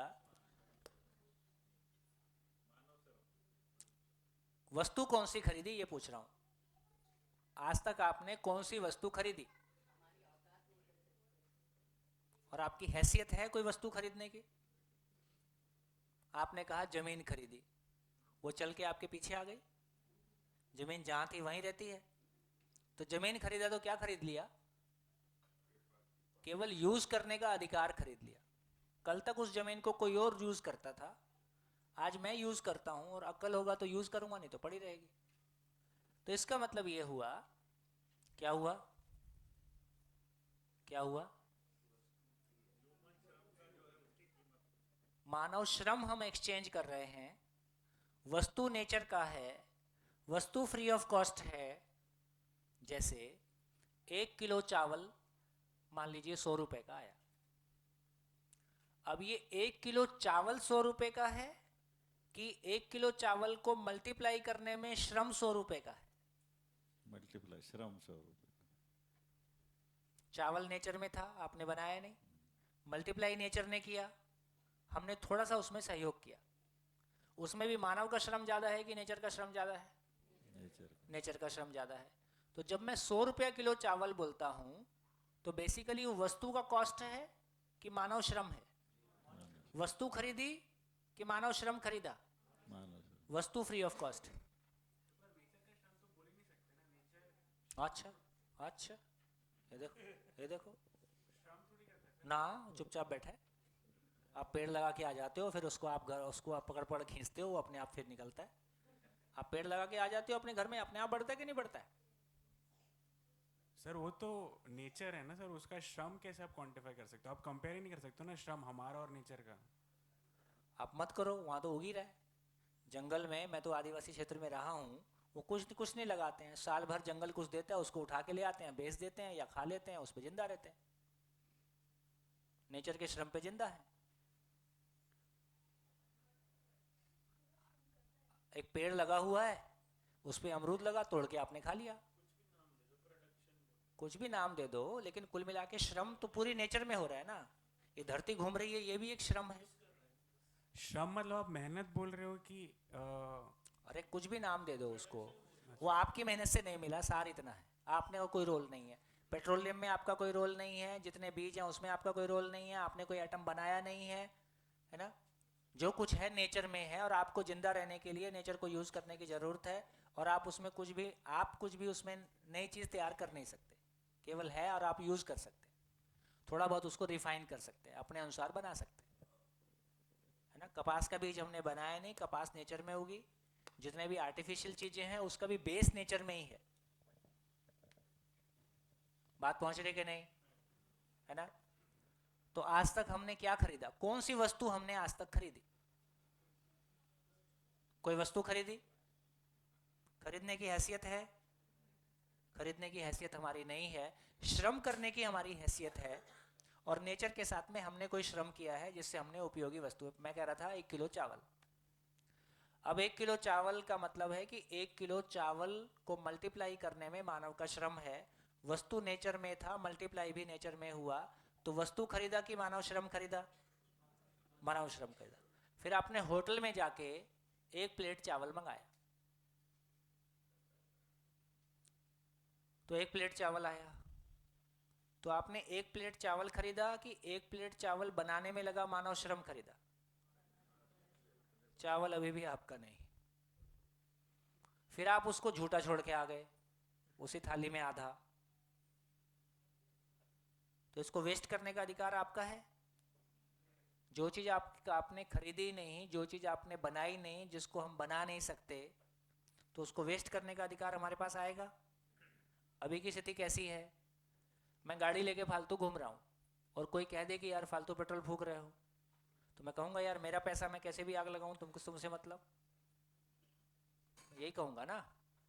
तो खरीदने के साथ एक सेंस ऑफ क्या आता है? ओनरशिप आती है। और ओनरशिप के साथ दुरुपयोग करने का अधिकार और ईगो साथ में आता है कि मेरी चीज है, मैं इसमें आग लगाऊं, तुमसे मतलब। मैं मेरी सारी कमाई बीच में रख के उसमें तिल्ली लगा दूं, इसमें किसी को क्या दिक्कत? ऐसा मैं मानता हूं। जबकि ये पता चला कि रिसोर्स नेचर का है। अभी कुछ दिनों पहले की बात है, वो अखबार में बहुत हाईलाइट हुआ था। वो अपने क्या है, टाटा, अरे रतन टाटा, रतन टाटा वो जर्मनी में कहाँ किसी होटल में गए और वो झूठा खा के झूठा छोड़ के चल दिए, तो बैरी ने पकड़ लिया कि आप ऐसा नहीं कर सकते। ये काफ़ी हाईलाइट हुआ था, क्योंकि सच्चाई ये है कि आपका था ही नहीं। हम मानते हैं कि हमने पैसा दिया तो हम कुछ भी करें। यही घटना बहुत मेरे को मार्मिक लगी। देखो ज़िंदगी में क्या है, कुछ कुछ जब आप इस तरह से लोगों से, ये शिविर एक बढ़िया माध्यम है बहुत अच्छे लोगों से मिलने का, ये हमारे लिए भी एक अपॉर्चुनिटी है। तो एमबी वैली आपने सुना होगा, तो एमबी वैली में मैंने एक वर्कशॉप किया।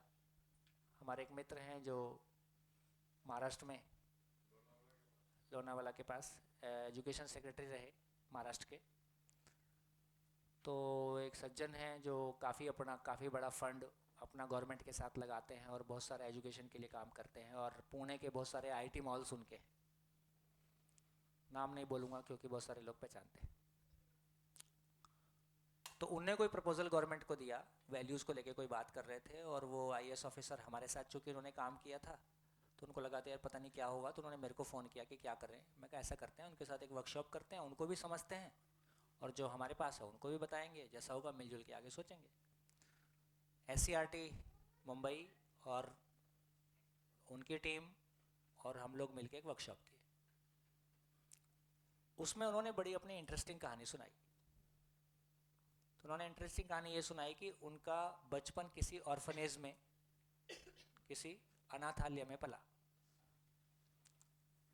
और उस समय लोग अनाथालय के बच्चों को शादी में काम कराने के लिए ले जाते थे, तो उनको खाना भी मिलता था, कुछ पैसे वैसे भी मिलते थे।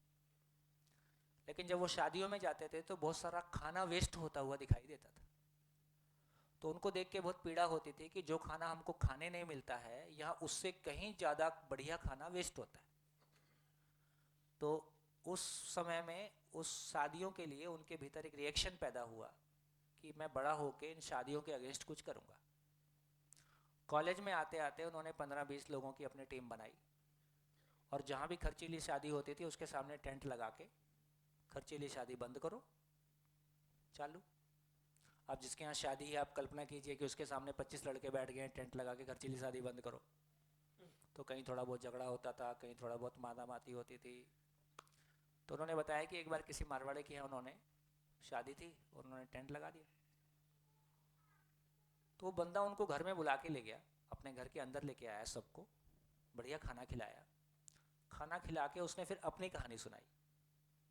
उसने बताया कि कैसे 10-11 साल उन्होंने खाने के लिए भी स्ट्रगल किया, बिजनेस तो दूर की बात है, और उनका बिजनेस 10-11 साल नहीं चल पाया।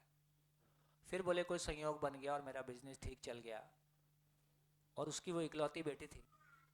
बोले आज मेरी इकलौती बेटी की शादी है और मैं उसमें भी खर्च नहीं करूँगा तो कहाँ खर्च करूँगा, तुम मेरी जगह होते तो क्या करते। ऐसा बोल के उसकी आंखों में आंसू आ गए। अब उसकी आंखों में आंसू आ गए तो इनकी में भी आ गए, और चुपचाप उठ के चल दिए, और इनका आंदोलन आंसुओं में बह गया। अब शिविर करने के बाद बोलते हैं यार मैं तो ठीक था, इमोशनली ब्लैकमेल हो गया मैं। बोले उस दिन मेरे को ये समझ नहीं थी, मैं सही था, मैं उसको आस्था पूर्वक कर रहा था, मेरे पास उस बात की समझ नहीं थी। पैसा तुमने जरूर कमाया है, वो तुम्हारे श्रम का पैसा है, लेकिन उस श्रम के पैसे से तुम नेचुरल रिसोर्स को वेस्ट नहीं कर सकते, ये तुम्हारा अधिकार नहीं है, क्योंकि तुम श्रम के बदले श्रम खरीदते हो, वस्तु नहीं खरीदते हो। मैंने होटल में जाके खाना खरीदा तो मैंने खाना नहीं खरीदा, मैंने उसको बनाने का श्रम खरीदा, खाना मेरा नहीं। कितना बढ़िया। यदि ये समझ में आ जाएगा तो हम नेचुरल रिसोर्स के साथ कैसा बिहेव करेंगे। एक कहानी। दूसरी कहानी, कभी मेरे पिता मेरे को यहाँ नागपुर में ही एडमिशन कराने के लिए लाए, और किसी एक परिवार के साथ हम 10 दिन रहे। यदि आप अपनी बेटी का एडमिशन कराने मुंबई जाओ और किसी अपने दोस्त के यहाँ 10 दिन रहोगे, 5 दिन रहोगे, तो खाने का और रहने का तो पैसा नहीं दोगे। तो उस दोस्त के यहाँ आप कैसे रहेंगे? जैसे अपने घर में रहते हैं वैसे ही रहेंगे कि उससे भी अच्छा रहेंगे? क्या अच्छा रहेंगे? कैसे अच्छा रहेंगे? उसका कोई साधन का दुरुपयोग ना हो, हमारी वजह से उनको कोई इनकन्वीनियंस ना हो, ठीक है? और लौटते समय क्या बोल के आएंगे? आप भी कभी नागपुर आना और कभी सहयोग का मौका देना, कभी सेवा का मौका देना। और ऐसा हम दिल से ही कहेंगे, क्योंकि जो हमने लिया है उसको लौटा नहीं सकते। जो सहयोग हमने किसी से लिया है उसका हम पैसा नहीं दे सकते हैं, लेकिन इसलिए भाव हमारा उसके प्रति रहता ही है कि हम कुछ उसको करें। हम इस दुनिया में 80 साल के लिए आए, 100 साल के लिए आए, और जिंदा रहना हमारी आवश्यकता है। लौटा कुछ सकते नहीं हैं, किस भाव से रहें? खरीद कुछ सकते नहीं हैं,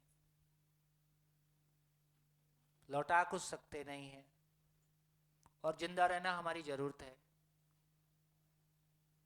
और जिस तरह से दो लोग शादी करते हैं, बच्चे आने के पहले पूरी तैयारी करते हैं कि हमारे बच्चे को कोई कमी ना रहे।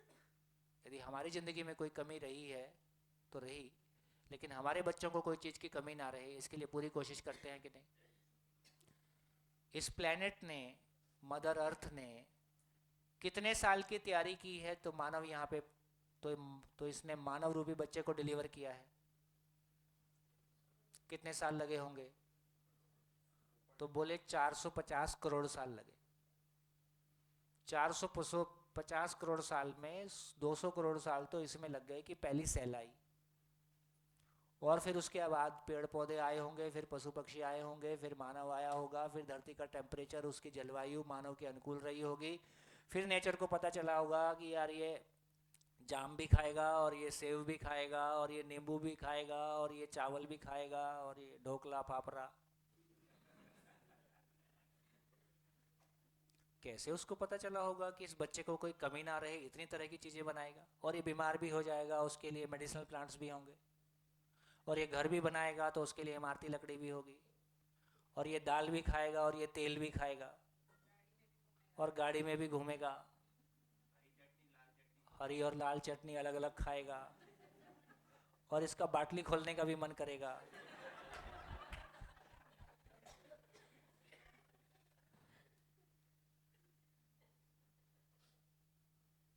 कितने साल की तैयारी? कितने साल की तैयारी? इतने साल की तैयारी के बाद इस माँ ने इस बच्चे को डिलीवर किया, और इसकी सेवा के लिए और इसके खुश होने के लिए हर चीज इकट्ठी किया, और इस बच्चे ने माँ के साथ क्या किया? इस बच्चे ने अपनी माँ के साथ क्या किया? वो भी पढ़ लिख के, और जितना पढ़े उतनी ज़्यादा करी। ये ग्लोबल वार्मिंग विकसित देशों के कारण है कि अविकसित देशों के कारण है? ज़्यादा पढ़े लिखे लोग के कारण है। इनको विकसित कहा जाए कि अविकसित कहा जाए, ये सारी चीज़ें हमारे सोचने में आती हैं। तो देखो इस पूरी चर्चा से क्या सार निकला, कैसा लग रहा है? कैसा लग रहा है? थोड़ा सा कि ज़्यादा? बहुत ज़्यादा। ये अच्छी बात है, ये अच्छी बात है कि कम से कम हम देख पाते हैं कि जो कुछ हमने किया वो अपेक्षित नहीं है, वो मानवीय नहीं है, वो मेरे सम्मान के अनुकूल नहीं है ना। अपने आचरण को देखकर हमको गिल्टी फील होने का इतना ही मतलब है कि मैंने स्वीकार लिया है कि जो मैंने किया है ये ठीक तो नहीं। देखो मैं छोटे छोटे एग्जाम्पल से ज़िंदगी को देखने की कोशिश करता हूँ। एक शर्ट वो है जो मैंने खरीद के लाई, एक शर्ट वो है जो मेरी माँ ने, मेरे पिता ने, दोस्त ने, भाई ने, प्रेमिका ने, किसी ने गिफ्ट दिया। दोनों में कोई अंतर रहता है कि नहीं रहता है? क्या अंतर होता है? भाव का फर्क रहता है। जब कोई चीज भाव से दी जाती है तो निर्जीव चीज में भी भाव महसूस होने लगता है। निर्जीव चीज में भी भाव महसूस होने लगता है। हमारी तो भावपूर्ण चीजें भी निर्जीव हो गई। मानव संवेदनहीनता। मानव कोई भावपूर्ण चीज है, समझ ना होने से हम संवेदनहीन हो गए। ये शिक्षा हमको संवेदनशील बनाती है कि संवेदनहीन बनाती है? जोर से बोलो। ये शिक्षा हमको संवेदनहीनता की ओर ले जाती है। मेरा करियर, मेरी जॉब, मेरा कमरा, मेरा लैपटॉप, मेरी गाड़ी, मेरा bank balance, my life, my rules, chill.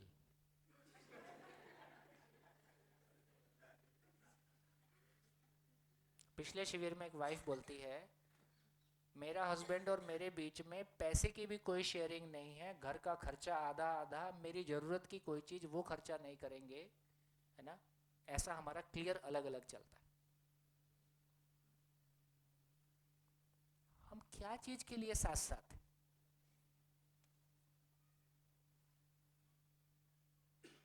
कहाँ हम साथ साथ हैं?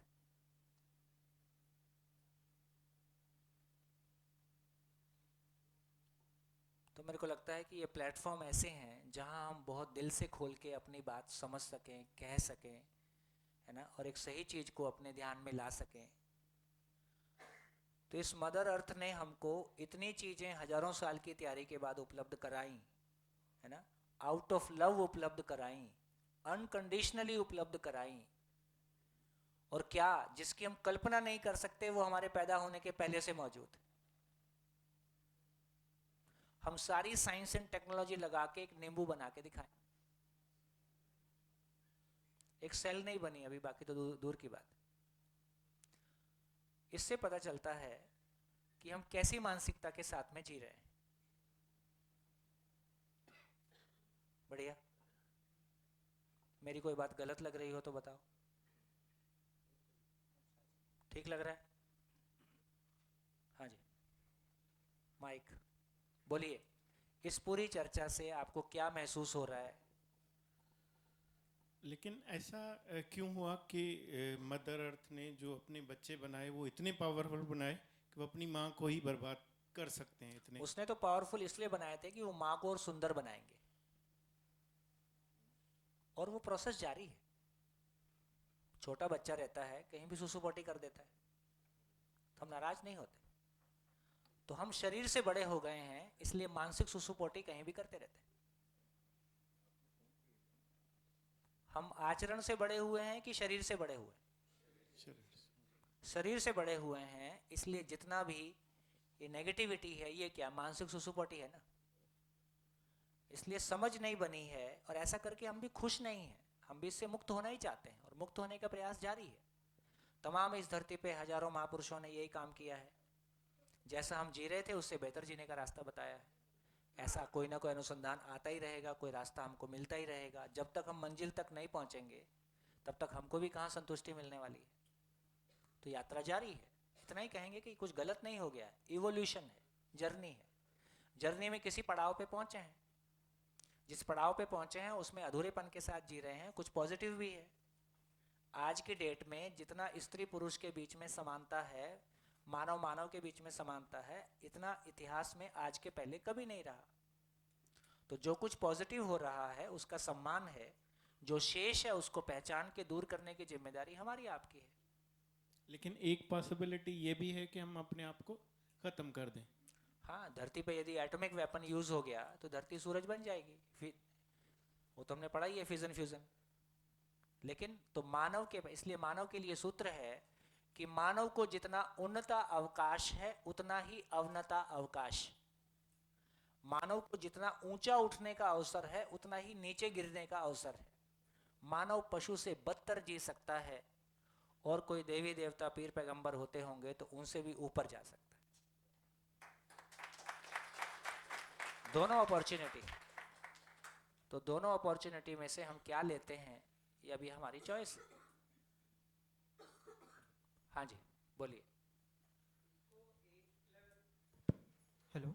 हाँ, इसको एक लेवल और डीप जाएंगे तो जैसे आपने बोला कि कुछ सेल बना के दिखाओ या नींबू बना के दिखाओ, वो भी तो हम एटम्स मॉलिक्यूल्स वो भी से ही बनाएंगे। बिल्कुल ठीक करें, बिल्कुल ठीक करें।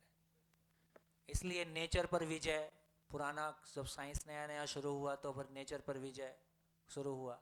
अब नेचर पर विजय को हम भूल गए। अब हम नेचर के साथ जीने की बात कर रहे हैं, तो नेचर पे विजय नहीं पाना है, नेचर के साथ उपयोगिता पूरकता को पहचानना है, नेचर के साथ मित्र भाव से जीना है, अहो भाव से जीना है, कृतज्ञता के भाव से जीना है, ग्रेटिट्यूड के साथ में जीना। तो विजय नहीं करना है, नेचर को हराना नहीं है। नेचर को कैसे हराएंगे? हम खुद ही नेचर है, हम खुद ही नेचर का पार्ट है, अपने ही घर में झगड़ा कर रहे हैं।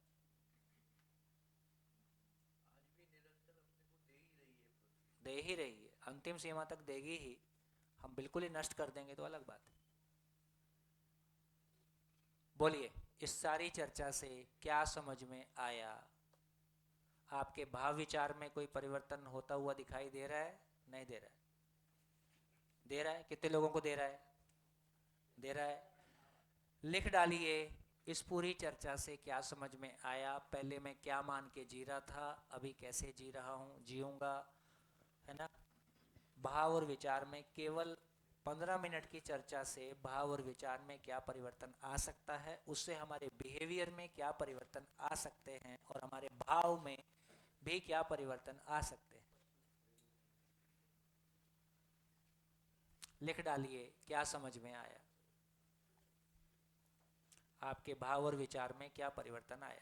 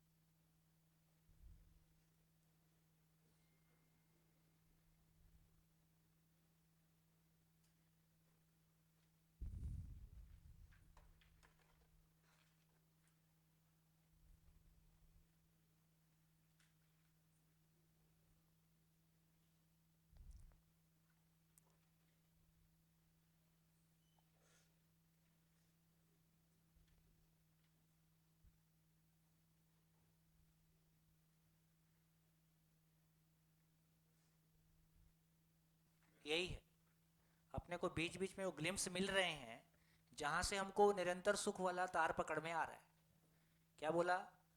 यदि भव की निरंतरता हो गई तो भाव की निरंतरता हो जाएगी। अब ये पता चला पूरी प्रकृति हमेशा ऐसी ही है, तो इसलिए जब भी उसका समझ मेरे अंदर बना ही रहता है और वो भाव मेरे अंदर बना ही रहता है, इसी का नाम सुख। बढ़िया, बोलिए। आज मुझे तीसरे दिन पता लगा कि पिछले 73 ईयर से मैं घास काट रहा था।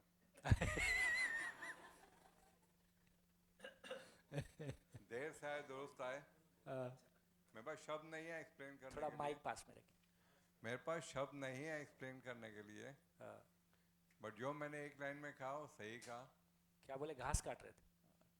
अब तक मैं घास काट रहा था। घास काटना इतना बुरा काम नहीं है। नहीं, आई मीन टू से अब तक जो मैंने किया इट वाज हार्डली अबाउट 1%, 2%, बहुत ज़्यादा किया तो 5% किया होगा मैंने। ये 95% करने का स्कोप अभी भी मेरे सामने ये है।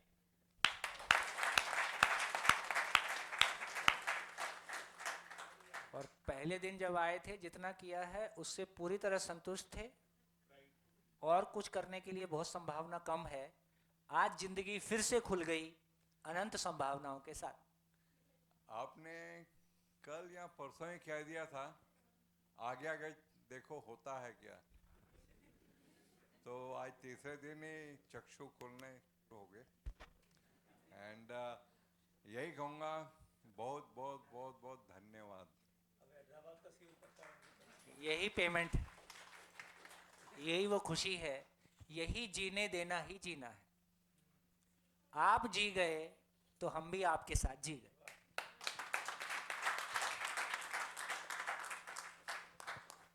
यही जीना है, बाकी तो खाना पीना है। Good afternoon everybody. आपका परिचय करते हैं। मैं myself advocate Hemant Shambarkar, Nagpur से। 2 बेटियां हैं मेरी। अच्छा, और वो मिसेस भी है साथ में। आप शुरू से हैं कि आज ही दिख रहे नहीं हैं? सर, बीच में थोड़ा काम आते बीच में जाते जाते आते रहता हूँ। आते जाते। लेकिन जब पहला शो अचोटी में गया था, अच्छा अच्छा, किसी ने भाई ने लेके गया था मुझे, तो 2 दिन जाऊंगा ऐश करके वापस आऊँगा, ऐसा मुझे लगा था। वो ज़बरदस्ती लेके गया। तो काफ़ी 20 साल से काफ़ी शिविर मेडिटेशन वगैरह करते आ रहा हूँ, तो मुझे लगा काफ़ी है ना, मेडिटेशन वगैरह करे तो काफ़ी है मेरे लिए। इतना ऐसा जब लेकिन शिविर में गया तो बोला भाई ज़बरदस्ती ले गया, 2 दिन जाऊँगा, देखूँगा, वापस आ जाऊँगा। लेकिन जब वहाँ गया, 7 दिन का शिविर था संकेत ठाकुर भैया जी का, तो वहाँ 20-25 दिन रुक के आया मैं। ओह, 20 दिन में हिला ही नहीं, और ऐसे मूड बना कि मैं अब जाता ही नहीं वाला घर। तो वो चीज़ें हुई। तो ये कहना चाहता हूँ कि ये शिविर के माध्यम से जो विचारधारा थी पहले की पूरी चेंज हो गई। जो मेरा परिवार, जैसे बच्चों का अपना अपना सोचना, खुद उन्माद में जीना, नहीं उन्माद में जीता था लाइफ टोटल।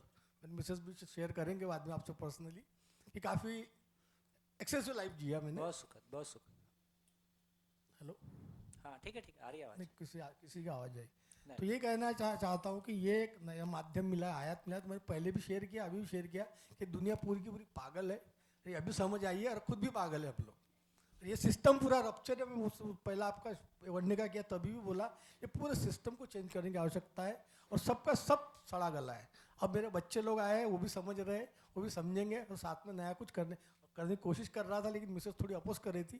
शायद उनके चक्षु खुल जाए तो वो सब चीज़ें हो पाएगी अभी। Thank you very much. Mrs को दो।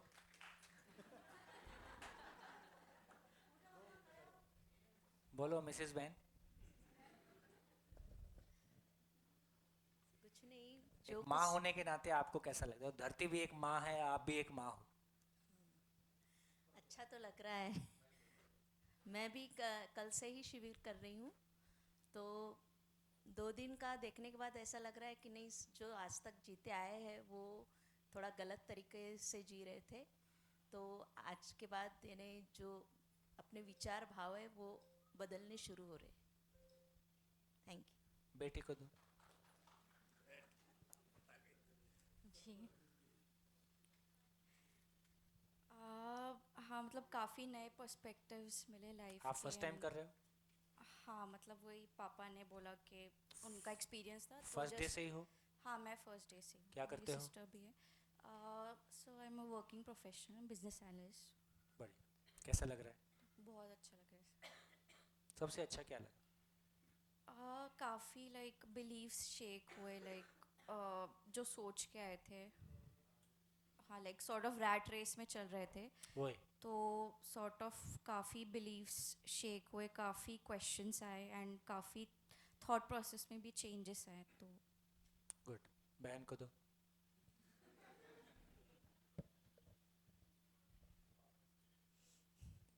Hello sir. क्या करती हो? मैं अभी 11th स्टैंडर्ड में हूँ, Good. एंड मुझे बहुत अच्छा लग रहा है कि मैं बोर तो नहीं कर रहा हूँ? नहीं, वो एकदम ज़्यादा हिंदी हो जाता तो थोड़ा समझ भी नहीं आता, तब होता है वो, इससे वरना हिंदी नहीं भी होता। अच्छी हो जाएगी। हाँ, तो मुझे काफ़ी अच्छा लग रहा है कि मेरे को अभी से ही स्टार्टिंग से ही पूरा पुश मिल गया है कि कैसे देखना है, कैसा व्यू पॉइंट होना चाहिए लाइफ के तरफ, तो इसके लिए अच्छा लग रहा है। Thank you. देखो, इस वर्कशॉप की सबसे बड़ी कमाई ये है कि अपने परिवार का भावपूर्ण हो जाना। हम अपनों के साथ ही नहीं हो पाए तो कैसे कॉन्फिडेंस आएगा कि संसार के साथ चल पाएंगे? और हमने ताकत पाई है तो अपनों से पाई है, टूटे हैं तो अपने ही घर में टूटे। तो पहला काम यही है कि हम अपने परिवार को, पहला या साथ साथ मान लीजिए कि हम अपने परिवार को समेट पाएं, भाव की जगह में एक जगह में खड़े हो पाएं, एक दूसरे के विचारों के साथ और पूरी फैमिली साथ मिलके चल पाए। हम स्किल की जगह में पूरी फैमिली एक साथ कभी नहीं हो सकती, हम सबकी प्रायोरिटीज अलग अलग है। अभी हम स्किल के लिए फैमिली में एक दूसरे को यूज ही कर रहे होते हैं, और धीरे धीरे दूरियां आ ही जाती हैं, और धीरे धीरे बात करने के लिए आपस में कोई कंटेंट बचता नहीं।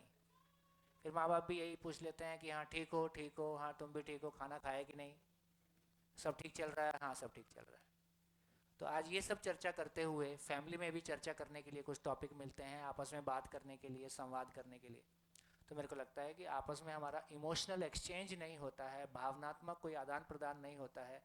परिवार की उपलब्धि ये नहीं है कि खा पी क्या रहे हैं, परिवार की उपलब्धि ये है कि इतने सालों से हम साथ साथ हैं, तो सही अर्थों में हमारी ग्रोथ क्या हुई, भाव और विचार के रूप में एक परिवार का इवोल्यूशन कैसा हुआ है, और ये परिवार का ये इवोल्यूशन 3 साल के बच्चे के साथ भी जुड़ता है और 80 साल के घर के बुजुर्ग के साथ भी जुड़ता है।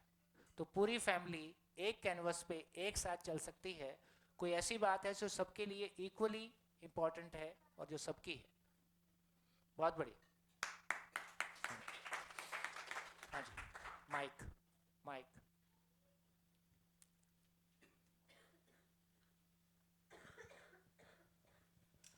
नमस्कार, मेरा नाम नरेंद्र पवार है, मैं कल्याण से आया हूँ। मैं एक्स MLA हूँ। कल से मैं शिविर में आया हूँ। नंदू कुमार जी जो है, अच्छा। उनसे मेरी 8 दिन पहले मुलाकात हुई थी, तो डिस्कस करते समय जिन एजुकेशन सेक्रेटरी की मैं बात कर रहा था, आप उन्हीं के मित्र हैं और उन्हीं ने ही आपको भेजा। बराबर। मुझे तो बहुत ही एक अलग एक यहाँ पर एक्सपीरियंस में ले रहा हूँ। अब वहाँ से जितने भी बातें हो रही है, ऐसे मुझे लग रहा है पर्सनल आप मेरे से बात कर रहे हैं। हर एक सब्जेक्ट मुझे ही डायरेक्ट लागू हो रहा है, ऐसा हर एक सब्जेक्ट मैं तुरंत मेरे जो मेरे साथ में जो बातें होती है उसे मैं कंपेयर कर रहा हूँ। फॉर एग्जांपल, मेरा अभी बच्चा है 9th में पढ़ रहा है। आप कल बता रहे थे, दूसरे सर बता रहे थे कि वो समय पे नहीं उठ रहा है, तो हम लोग उसको जबरदस्ती टीवी चालू करो, लाइट चालू करो, फैन बंद करो, AC बंद करो। तो सेम ऐसे फिर हम लोग आपने जो कल बताया उसने ना, ये भूमिका में हमने कभी सोचा नहीं। उसकी खुशी किसमें है, एक बात है। ऐसे बहुत सब्जेक्ट, जितने भी सब्जेक्ट कल से चालू, हर एक सब्जेक्ट में पर्सनल रिलेट कर रहा हूँ। और सचमुच मुझे बहुत, मैंने इतने डायमेंशंस, एक सब्जेक्ट में इतने डायमेंशंस अभी आपने जो बोर्ड पे लिखे, इतने डायमेंशंस होते, ये सोचने का एक्चुअली हमें समय भी नहीं मिलता है। हम पॉलिटिक्स में होने की वजह से सुबह 6 बजे से रात को 2 बजे तक इतना शेड्यूल हमारा टाइट रहता है, कोई सोचने का समय भी नहीं रहता है। कोई किधर स्पीच देने के लिए जाना है तो क्या स्पीच देना, तो उधर ही मंच पर बैठे बैठे 2 मिनट में, अगर ये इतने डायमेंशन से अगर सोचेंगे तो मेरा स्पीच भी बहुत अच्छा हो सकता है। तो इतनी बहुत बड़ी बात मुझे इस शिविर से मैं ले रहा हूँ। पर मेरा बैड लक ऐसा कि मैंने को मैडम से भी परमिशन लिया कि मुझे थोड़ा दूसरे कोई मेरे व्यस्तता वजह से मुझे जाना पड़ रहा है। पर नेक्स्ट टाइम में पक्का मैं ये शिविर पूरा, और ये भी है कि विद फैमिली आने की जरूरत है। विद फैमिली, वो भी देखा मैंने, अगर फैमिली के साथ में आता हूँ तो उसका ज़्यादा लाभ होगा। और कल के सेशन में मेरा एक छोटा सा क्यूरी मेरी एक थी, वो मैं पूछ सकता हूँ? हाँ। ताकि अगर अपना कंप्यूटर या दुश्मन है तो हम उसको कन्विंस नहीं कर पा रहे, तो आपने कल बताया कि उसको भी हम लोग शिविर में लाएंगे, फिर उसको कन्विंस हो जाएगा। पर वो अगर शिविर में आएगा ही नहीं तो प्रॉब्लम मेरा वैसा के वैसा रहेगा या कुछ उसको सोल्यूशन मिलेगा? धन्यवाद। देखिए, हॉल तक लाने की जिम्मेदारी आपकी और आगे की जिम्मेदारी मेरी। आप दरवाजे तक ले भर आओ, आगे तो मैं काम कर ही दूंगा, है ना। लेकिन हॉल तक कैसे लाओगे, इसमें तो आपके ही मैकेनिज्म काम आएंगे, वो एक बात है। और मेरे को लगता है कि देखो, हमने तो इतने साल में ये देखा, जैसे किसी कॉलेज में काम किया और वहाँ 2 लोगों की बिल्कुल 36 का आंकड़ा है, लेकिन इस बात के लिए दोनों एक हो जाते हैं, यार इस बात को नहीं रोकना है अपने को, ये अच्छे काम है, इसको होने दो। क्योंकि अंततः तो हम भी अपने परिवार में अपनों के साथ जीना ही चाहते हैं, और चाहे राजनीति कर रहे हैं कि हम कुछ भी करें, कुछ अच्छा तो करना ही चाहते हैं। इतनी मेहनत करके अच्छा नहीं हो रहा है, ये हमारे लिए भी दुखद है। तो मेरे को लगता है कि, है ना, हमारे चुप रहते हैं आजकल, आपके राजनीति के हैं, है ना। तो सोचने की जरूरत तो है। आज हमारी राजनीति भी हमारे ऊपर बोझ जैसा ही बन गई। गुजरात के गांव का एक मेरे को एग्जांपल अच्छा लगा। देखो आप लोग राजनीति में हो, कभी मिल के बात कर पाए ठीक से, तो जिस तरह से पार्टियां चल रही हैं इसमें हो कुछ नहीं रहा है। और इसमें मेहनत का, आखिर मेहनत तो बहुत है ना, मैं दिल से स्वीकार करता हूँ, मेरे बहुत सारे मित्र हैं राजनीति में, मेहनत सबसे ज़्यादा कर रहे हैं। तो इसका मतलब है कि कुछ तो सोचने की ज़रूरत है। आज हमारी यदि सही अर्थों में देखोगे तो राजनीति, संविधान ये कहता है कि देश की प्रजा को सामाजिक, राजनीतिक और आर्थिक न्याय उपलब्ध कराना। हमारा संविधान का जो प्रियम्बल है वो ये कहता है कि हमारा इस देश का संविधान क्या है, वो कहता है कि देश की जनता को सामाजिक, राजनीतिक, आर्थिक न्याय उपलब्ध कराना इसका उद्देश्य है। हमारे इलेक्शन का मैकेनिज्म घोर सामाजिक, आर्थिक और राजनीतिक के विपरीत है। ये जो इलेक्शन का मैकेनिज्म है, भविष्य में इस पे भी कोई बात होने की जरूरत पड़ेगी, कोई ऐसी स्थितियां बनेगी। एक इलेक्शन में जितना पैसा खर्च होता है वो अगले 5 साल उगाही किया जाता है। ये आर्थिक न्याय हुआ कि आर्थिक अन्याय हुआ? अन्याय हुआ। ये सारे पैसे को जोड़ा जाए, देश में 3 इलेक्शन होते हैं 5 साल में। यदि 3 इलेक्शन में हारने वाले और जीतने वालों का सबका अमाउंट जोड़ा जाए, कोई करे इस काम को, मतलब ये करने लायक काम है, तो शायद वो भारत के बजट में कहीं 10%, 20% कुछ तो रिफ्लेक्ट करेगा। भारत का जितना बजट होगा उसमें इलेक्शन में जितना खर्च होता है, 5 साल में 3 इलेक्शन और हारने जीतने वाले सबका खर्चा जोड़ा जाए तो वो कितना बजट आता है। फिर ये सोचा जाए कि ये आर्थिक रूप से न्याय हुआ कि देश के साथ अन्याय हुआ। और उसकी उगाही के लिए हर राजनीतिक पार्टी को जितना पैसा चाहिए, तो पिछली बार किसने जिताया था, अगली बार कौन जिताएगा, इसका ही पूरा कैलकुलेशन चलता है। जिसके लिए जीत के आए थे उसके लिए सोचने का टाइम नहीं है। एक बात, हम जिस तरह से पूरी कन्वेंसिंग करते हैं उस तरह से गांव के सालों के संबंध तार हो जाते हैं और दारू और पैसे में सारे संबंध सदियों के बह जाते हैं, है ना। अभी इसी इलेक्शन के दौरान जो गुजरात का इलेक्शन हुआ, उसमें राजकोट के पास एक गांव है, टीवी में आया था कि उन्होंने गांव में तय कर रखा है कि देखो, कोई भी जो व्यक्ति वोट नहीं देगा उसके ऊपर 1000 रुपए का फाइन लगेगा। सभी व्यक्ति वोट देंगे, ये गांव ने कंपलसरीली सुनिश्चित कर लिया है अपना प्रस्ताव पास करके। और कोई राजनीतिक पार्टी हमारे गांव में प्रचार प्रसार करने के लिए आएगी नहीं, हम टीवी में देखेंगे और जिसको ठीक लगेगा, जिसको जहां वोट देना है दे दो।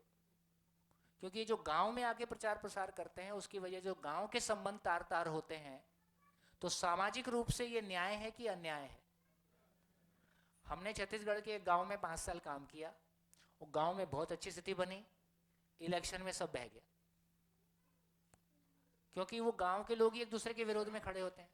तो राजनीति का हमारा ढांचा खांचा ऐसा बना हुआ है जिसमें हमको दूसरे को गाली ही देना है, गाली देना हमारा धर्म है।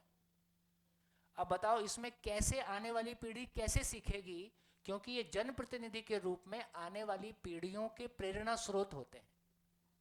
वे राजनीतिक लोग पब्लिक फेस है ना, वो आने वाली पीढ़ियों का प्रेरणा स्रोत है।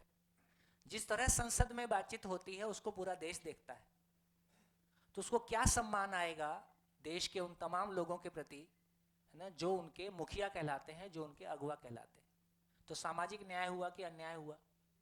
राजनीतिक न्याय के रूप में सबको सुविधाएं मिले, है ना, सबको सुविधाएं मिले, बिजली, सड़क, पानी से लेके, शिक्षा से लेके, स्वास्थ्य से लेके, ये उसका कर्तव्य है। ये तमाम जो कुछ भी चलता है उसके अंदर हमारा फोकस ही कितना रहता है और कितना हम डिलीवर कर पाते हैं, उसको भी देख लिया जाए। सबको देख के पता चलेगा कि हमारे इलेक्शन के मैकेनिज्म, मैं किसी पार्टी विशेष को नहीं बोल रहा हूँ, इलेक्शन का मैकेनिज्म के कारण एमपी मतलब 20 लाख लोग, एमएलए मतलब 5 लाख लोग। क्या ये प्रैक्टिकली पॉसिबल है कि 20 लाख लोग एक आदमी से मिले और एक आदमी 20 लाख लोगों से मिले? अब इस बीच में मीडिया मैनेजमेंट, मनी मैनेजमेंट होगा ही, और जहाँ से आएगा फिर उसकी भरपाई होगी ही। तो हम लोग फंस गए। ये ठीक है कि वहाँ से पीछे से बहुत दूर निकल के आ गए हैं, हर एक को वोट देने का अधिकार है, लेकिन इसको कैसे सुनिश्चित करें कि वोट देते समय आदमी गलती नहीं करेगा, उसका वोट बिकाऊ नहीं होगा। ये तो एजुकेशन का काम है ना। 20 साल में एजुकेशन में क्या दिया जाए कि उसको सही गलत की समझ आ जाए? तो यदि देखा जाए तो शिक्षा सबसे महत्वपूर्ण काम है, क्योंकि 20 साल में यदि एक मानव सही अर्थों में मानव बन पाया और वो अच्छा इंजीनियर बन पाया तो वो अच्छा पति भी होगा, अच्छा नागरिक भी होगा, अच्छा इंजीनियर भी होगा। और यदि ये शिक्षा में ठीक नहीं बना, ये सबके ऊपर बोझ बनेगा। तो मेरे को लगता है कि राजनीति बहुत पावरफुल जगह है, बहुत पावरफुल टूल है, समाज को पूरी तरह से प्रभावित करती है। और यदि राजनीतिक लोगों में वो समझ बनेगी, वो दृष्टि बनेगी, तो हो सकता है यहाँ से भी हमारे निकलने के रास्ते बनेंगे। तो भैया बहुत आपका धन्यवाद, आप आए और आपने शिद्दत से सुना, लेकिन सोचने की ज़रूरत तो है। तो कभी कभी कोई एक PIL इस पे डाले कि हमारा वर्तमान राजनीतिक ढांचा ये लोकतंत्र की भावनाओं के विपरीत है। हमारा वर्तमान इलेक्शन का मैकेनिज्म लोकतंत्र की भावना के प्रियम्बल के विपरीत है, इसको डेटा सहित प्रस्तुत किया जा सकता है और सुप्रीम कोर्ट में एक बार ये एक्सेप्ट हो जाए तो कम से कम देश में जन चर्चा का विषय बनेगा। कब ठीक होगा, कैसे ठीक होगा, आगे की बात है, समय लगेगा, लेकिन कहीं से तो शुरुआत करें। बढ़िया, हाँ जी, माइक पीछे पे वापस आता हूँ। हाँ sure. मेरे को दो काफ़ी अच्छे रियलाइजेशन आए, एक एक्सटर्नल है, एक इंटरनल है। कि हम जो बोलते हैं कि हम एनवायरनमेंट को बचाएंगे, हम नेचर को बचाएंगे, ये सब बहुत बड़ी स्टूपिडिटी है। हम नुकसान ना पहुंचाएं, इतना ही बहुत। हाँ, मैं खुद को ऐसा बिहेवियर रखूँ कि एनवायरनमेंट को कुछ हानि ना हो और बाकी लोगों को भी समझाऊँ कि ऐसा क्यों करें, तो वो बहुत बड़ी चीज़ है। दूसरे कि हम आजकल बहुत हम लोग बोलते हैं कि इंडिपेंडेंट होना चाहिए, ये भी एक बहुत बड़ी स्टूपिडिटी है, क्योंकि कभी अचीव होगा ही नहीं है। बिल्कुल। तो क्यों ना फिर हम लोग जिस पे डिपेंडेंट है उसके साथ अच्छे से रहना सीख ले। देखो आजकल यहाँ तक स्थिति आ गई है कि 12th किया हो, देखो ये बहुत सारी चीज़ें ना अब समझ में आ रही हैं। मैं दिल्ली का रहने वाला हूँ और 89 में मैंने जॉब से रिज़ाइन किया, 90 की बात होगी। डेनमार्क एम्बेसडर का लड़का इंडिया घूमने आया और हमारे कुछ रिलेशन थे, तो उन्होंने वो लड़का मेरे को दे दिया कि आप 3 दिन के लिए उसको दिल्ली घुमा दो। तो मेरे को उसके साथ, वो 18-19 साल का था, मेरे को उसके साथ घूमते घूमते पहली बार पता चला कि उनके देश में 12वीं के बाद बच्चे घर से अलग हो जाते हैं। उसके बाद उनको पढ़ना है, नहीं पढ़ना है, कमाना है, क्या कमाना है, शादी करना है, नहीं करना है, टोटल इंडिपेंडेंट है वो। अब घर से उसका कोई रिलेशन नहीं है, और यदि घर से कोई पैसा लेता है तो वो लोन है। ऐसा सिस्टम मैंने सुना उससे, तो मेरे को बड़ा अजीब लगा। मैं यहाँ बच्चे के 4 बच्चे हो जाते हैं तो भी वो सुसु करने जाए तो पिताजी की अपेक्षा रहती है पूछ के जाए।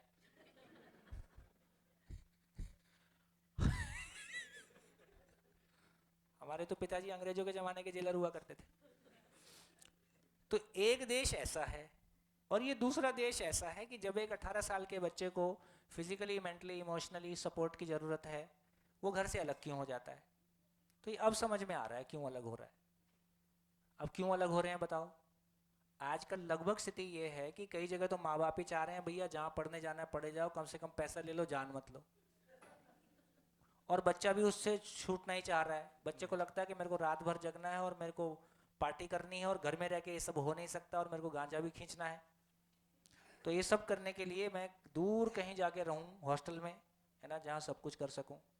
तो अब समझ में आ रहा, उनके यहाँ तो पापा को भी वही करना था और बच्चे को भी वही करना था। एक ही घर में पापा भी अपनी गर्लफ्रेंड ले आए और बच्चा भी ले आए, थोड़ा ठीक नहीं लगता है। तो अब समझ में आया यार उनका अलग क्यों था। हम भी वहीं पहुंच रहे हैं, अब हम भी वहीं पहुंच रहे हैं। तो अब मैंने कुछ बच्चों से ये भी सुना कि उनके यदि 12th के बाद आप इंडिपेंडेंट, यदि आप फैमिली बिजनेस ज्वाइन कर लिया तो इसका मतलब आपकी पर्सनैलिटी विकसित नहीं हुई। यहां तक के इशू आ रहे हैं। बच्चा फैमिली बिजनेस ज्वाइन करना चाहता है लेकिन उसका पीयर प्रेशर इतना है, दोस्तों का प्रेशर उसको यदि बिजनेस मैंने घर का ज्वाइन कर लिया तो मैंने क्यों बोलते हैं फिर तैने क्या किया, है ना। और आपने फलाना नशा नहीं किया तो आप उतने विकसित नहीं हो, आपने फलाना लाइफस्टाइल नहीं जिया तो आप उतने विकसित हो। तो आप जितनी बेवकूफ़ियां ज़्यादा करोगे उतने विकसित हो। और हमारे भीतर वो कॉन्फिडेंस नहीं है, वो फियर ऑफ मिसिंग आउट, क्या बोलते हैं, फोमो।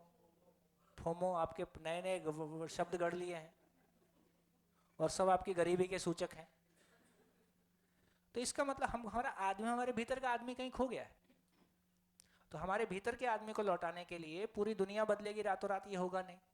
लेकिन मेरा कॉन्फिडेंस आ जाएगा तो मैं किसी भी जगह में खड़ा हो जाऊंगा। मेरा कॉन्फिडेंस मुझको लौटाने की जरूरत है, मेरी जिंदगी मुझको लौटाने की जरूरत है।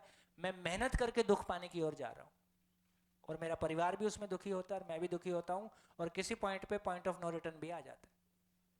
तो देखो, बहुत अच्छी बात है कि इस शिविर में यंग जनरेशन काफ़ी है। ये मात्र एक शुरुआत है। अच्छी बात है कि कुहू और सारे लोग जिन्होंने ये वर्कशॉप ऑर्गेनाइज की है, ये सब भी यंग लोग हैं। आप लोग इस शिविर के बाद आपस में बैठना, मिलजुल के आपस में बात करना और कैसे इस बात को आगे लेके जाएंगे इसको सोचना, है ना। और यदि आप ठीक से चलोगे तो हम आपके साथ हैं। बढ़िया, गुड। हाँ जी, माइक आगे।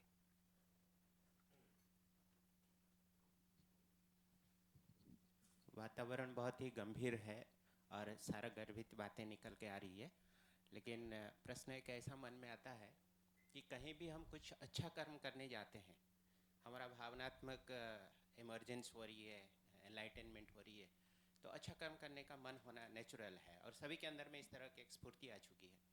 लेकिन हर समय उसका एक अपोजिंग फोर्स भी काम करती है। इतिहास को देखेंगे तो भी मिलेगा, पौराणिक युग की बातें भी देखेंगे वो भी मिलेगा। सिंपल एग्जाम्पल हम ले सकते हैं कि आज की दुनिया में हर व्यक्ति चाहता है कि हम स्वस्थ रहें, निरोग रहें, लेकिन कुछ ऐसे वर्ग होते हैं समाज में, because of their profession, because of some sort of obligations, उनका चाहत जस्ट अपोजिट है। हम सम्मान के साथ कहते हैं, डॉक्टर के प्रति हम रिगार्ड रखते हैं। डॉक्टर्स कम्युनिटी या मेडिकल कम्युनिटी, मेडिकल प्रोफेशन चाहती है कि लोग बीमार पड़े। सही है या गलत है? मेरी बातें सुनने में अच्छा नहीं लगा, I am very sorry for that. हम चाहते हैं कि समाज में क्राइम ना हो, अपराध मुक्त जीवन जिए हम। हमारी जो लॉ एनफोर्समेंट एजेंसी जो वो क्या चाहते हैं? हम कहते हैं कि सबको न्याय मिले। बिल्कुल और ठीक। हमारी न्यायालय में जो व्यवस्था है, जो प्रक्रिया चलती हम है, सभी उसमें शामिल हैं, तो किसी विशेष की बात नहीं है। हाँ। तो इसमें ठीक दो बात। तरह की फोर्सेस एक साथ काउंटर करते हैं। बिल्कुल ठीक है, बिल्कुल ठीक। When there is a, active बिल्कुल force- ठीक है। अभी मैं किसी से बात कर रहा था तो सरकार को लेके, सिस्टम को लेके कुछ बात हो रही थी। बोले सिस्टम की अप्रोच ये है कि प्रॉब्लम सॉल्व ना हो, क्योंकि प्रॉब्लम सॉल्व होगी तो आप हमारे पास आओगे नहीं। एमएलए साहब के पास भीड़ कैसे लगेगी? तो जब तक एमएलए के पास, आपके पास भीड़ नहीं लगेगी तो उसका अस्तित्व, यदि सारी प्रॉब्लम सॉल्व होगी तो फिर हमको कौन पूछेगा? ये जो भीतर की इनसिक्योरिटी है, तो ये अभी इसका मतलब, मैंने ऐसी सास को देखा जो अपनी 3 बहुओं को लड़ा के रखती है ताकि वो एक हो गई तो इसका तख्ता पलट देंगे। तो ये मामला किसी एमएलए का, डॉक्टर का या इंजीनियर का या कम्युनिटी का नहीं है, माइंडसेट की बात है, सॉफ्टवेयर की बात है। एक इनसिक्योरिटी से भरा हुआ सॉफ्टवेयर मेरे पास है, मैं जहां भी रहूंगा वैसे ही ड्राइव करूंगा। तो इसका मतलब है कि मामला किसी वर्ग विशेष का नहीं है, किसी कंट्री विशेष का नहीं है, धर्म विशेष का, जाति विशेष का नहीं है। जैसा सॉफ्टवेयर है वैसा चलता है। और ये पूरे विश्व की समस्या है। पूरे विश्व की समस्या कोई देश, कोई वर्ग का नहीं। ना ना ना ना। जब हम ऐसा सोचने लगते हैं तो किसी धर्म विशेष, जाति विशेष, कंट्री विशेष के प्रति हमारा दुर्भावना आने की बजाय सॉफ्टवेयर में गड़बड़ी है तो हम सॉल्यूशन ओरिएंटेड हो जाते हैं, नहीं तो हम प्रतिक्रिया में चले जाते हैं। तो यहीं पे बात आती है कि जब हम सॉल्यूशन की, ये आया कहाँ से नहीं, ऐसा समझें कि छोटा बच्चा रहता है तो बचपन में सूसू पोटी करता है। तो अभी हम चूंकि बड़े नहीं हुए हैं, इवॉल्व नहीं हुए हैं, इवोल्यूशन के प्रोसेस में हैं, तो जब इवोल्यूशन के प्रोसेस में है तो परफेक्शन दिखाई नहीं देगा अभी, इसलिए ये कुछ सूसू पोटी दिखाई दे रही है। और धीरे धीरे इसे देख के हमको पसंद नहीं आ रही है तो हम आगे सोचेंगे, ठीक कर लेंगे। तो किसी ने गलत कर दिया ऐसा नहीं है, जर्नी ही ऐसा है। नहीं नहीं नहीं, इसको ऐसा ही माना जाए कि जैसे छोटा बच्चा रहता है, चल नहीं पाता है, बोल नहीं पाता है, ठीक से प्रोनाउंस नहीं कर पाता है, खा नहीं पाता है, सूसू पोटी कहीं भी करता है, धीरे धीरे एक एक चीज पकड़ते जाता है। हम अभी छोटे बच्चे, शरीर बड़ा हुआ है, हम अभी छोटे हैं, हम आकार से मानव हैं, आचरण से मानव होना विशेष है। आचरण की सारी लड़ाई घर में भी लड़ रहे हैं। भाई मैं तो कहूँ दूर क्यों जाएं, ये बहुत गंभीर डाटा है ना, 80% महिलाएं अपनों से फिजिकली अब्यूज्ड है। ये तो घर में ही हम परेशानी झेल रहे हैं ना। तो खतरा बाहर वालों से है कि खतरा घर वालों से? खतरा घर वालों से ही है। हमने जूझ, भाई भाई के बंटवारे आपस में ही हैं। किसी सरकार ने, किसी पार्टी ने, किसी संविधान ने तो बोला नहीं भाई भाई झगड़ा, भाई भाई आप प्यार से नहीं रहो।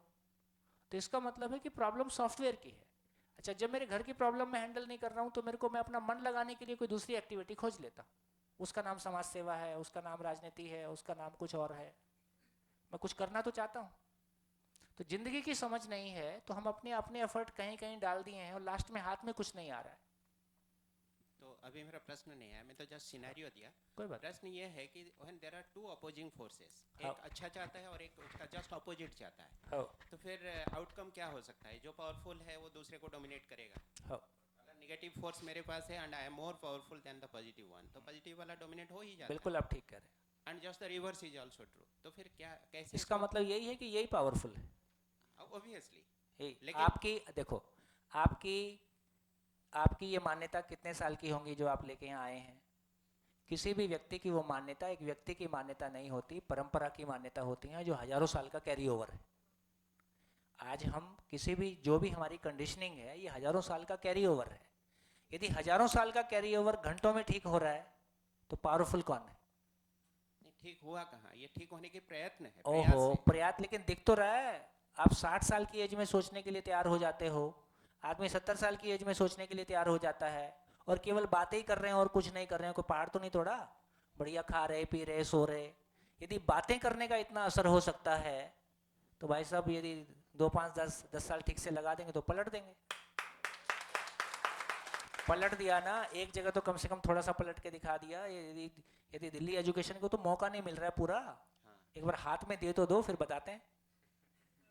तो हाथ में आ ही नहीं रही मामला। नहीं, एजुकेशन तो इसका मतलब ये हुआ कि आदमी के साथ संसार में जितनी बातें मैंने आपसे की, ये वर्ल्ड का कोई भी आदमी यहाँ बैठा हुआ इसको मना कर पाएगा? नहीं। किसी भी धर्म, जाति, देश स्वीकार तो सभी कर। इससे अभी तो कोई ऐसी बात नॉर्मली अपने पास होती नहीं है जो सभी के लिए समान हो। बात का पोटेंशियल देखिए। बात का पोटेंशियल ये है कि किसी भी धर्म, जाति, देश, एजुकेशन, पैसा, पद, कोई भी व्यक्ति आके हॉल में बैठ भर जाए, कंटेंट को मना नहीं कर सकता है क्योंकि कंटेंट यूनिवर्सल है। यदि मानव के बारे यूनिवर्सली कुछ बात की जा सकती है तो भाई साहब इससे पावरफुल और क्या हो सकता है? इसलिए एक दिन यही स्थापित होगा, आप चिंता ना करो। वही कोप अप करने में टाइम लग सकता है। हाँ, वो तो देखो, जिन बातों में जिन समस्याओं की हम बात कर रहे हैं वो हजारों साल का मामला है। एक तरफ हजारों साल है, एक बार 25 साल लगा लो, हो जाएगा। हजारों साल के सामने 25 साल 25 मिनट जैसा है। Thank you. हाँ जी, तो मुझको तो देखो कोई शंका नहीं, मामला पलटेगा और पलट रहा है। और एक पॉइंट तक वो इनर्शिया रहता है, स्लो मूवमेंट रहता है, एक पॉइंट के बाद चक्री घूम जाती है। हाँ जी, मैं कह रहा हूँ कि दिल्ली स्कूल एजुकेशन में जितना विंडो हमको मिला, यदि विंडो पूरी तरह से हमारे हाथ में आ सकता है, किसी भी राज्य की बात कर रहे हैं, तो 5 साल में बहुत कुछ हो सकता है। अरे वो तो मैं कह रहा हूँ कि वो तो हमको पता ही है कहाँ क्या हो रहा है, लेकिन मैं ये कह रहा हूँ कि यदि धीरे धीरे जैसे पॉलिटिकल लोगों को ये अलाइनमेंट होगा, जैसे मान लो भाई जी आए और उनको लगा कि नहीं यार ये कुछ ठीक बात हो रही है, जैसे जैसे ये पॉलिटिकल वर्ग अलाइन हो रहा है, जैसे जैसे ब्यूरोक्रेसी में कुछ लोग अलाइन हो रहे हैं, वैसे वैसे चीज़ें बढ़ती जाएंगी। और जैसे जैसे समाज का, मैं तो सबसे पावरफुल चीज़ समाज है। जो सरकारों के साथ काम करने में बहुत प्रॉब्लम है, क्या है, वो गवर्नमेंट बदल जाती है, IAS बदल जाता है, और फिर से नए लोगों के साथ काम करो, तो ये बहुत मुश्किल काम हो जाता है, बहुत मेहनत लगती है। समाज के साथ पॉजिटिव ये है कि एक परिवार में चला जाता है तो अगली पीढ़ी में चला जाता है। तो समाज के साथ इसलिए हमारी प्रायोरिटी ये रहती है कि हम समाज के साथ काम करेंगे। सरकार की तरफ से कोई ठोस प्रस्ताव चल के आएगा तो सोचेंगे, क्योंकि हमको तो कोई पैसे की जरूरत नहीं, आपका पद नहीं चाहिए, आपका पैसा नहीं चाहिए। आपको लगता है कंधे से कंधा मिला के कुछ अच्छा काम हो सकता है तो करेंगे, नहीं तो अपने घर में कर ही रहे हैं। ऐसा बिल्कुल हो जाएगा।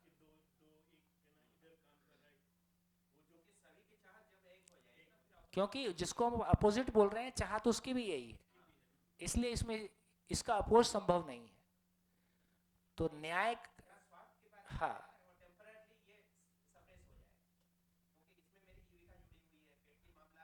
नहीं तो इसमें तो पेट का मामला किसी का रोक नहीं रहे।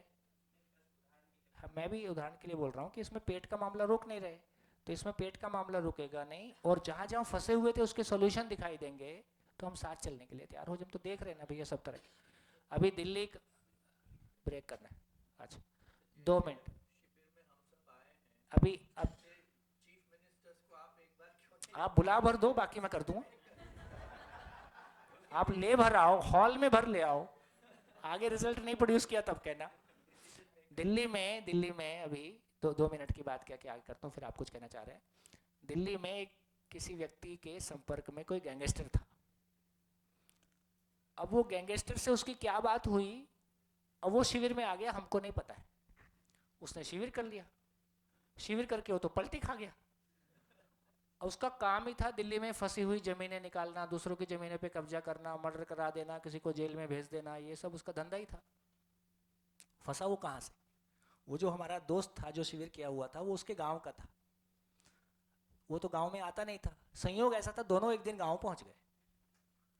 अब उसके तो बहुत जलवे ना, वो गैंगस्टर तो मतलब 10 लोग साथ चल रहे हैं और बॉडीगार्ड और ये वो। कहते यार तुम्हारा तो बहुत जलवा है। वो थोड़ा खुश हो जाता है आदमी, धीरे से पूछता है तुमको नींद कैसी आती है, तुमको नींद कैसी आती है? अब उसके तो दुखती रग पे हाथ रख गया। बोले तुमसे मतलब? बोले नहीं ऐसे ही पूछा। बोले वैद्य हो क्या? बोले हाँ।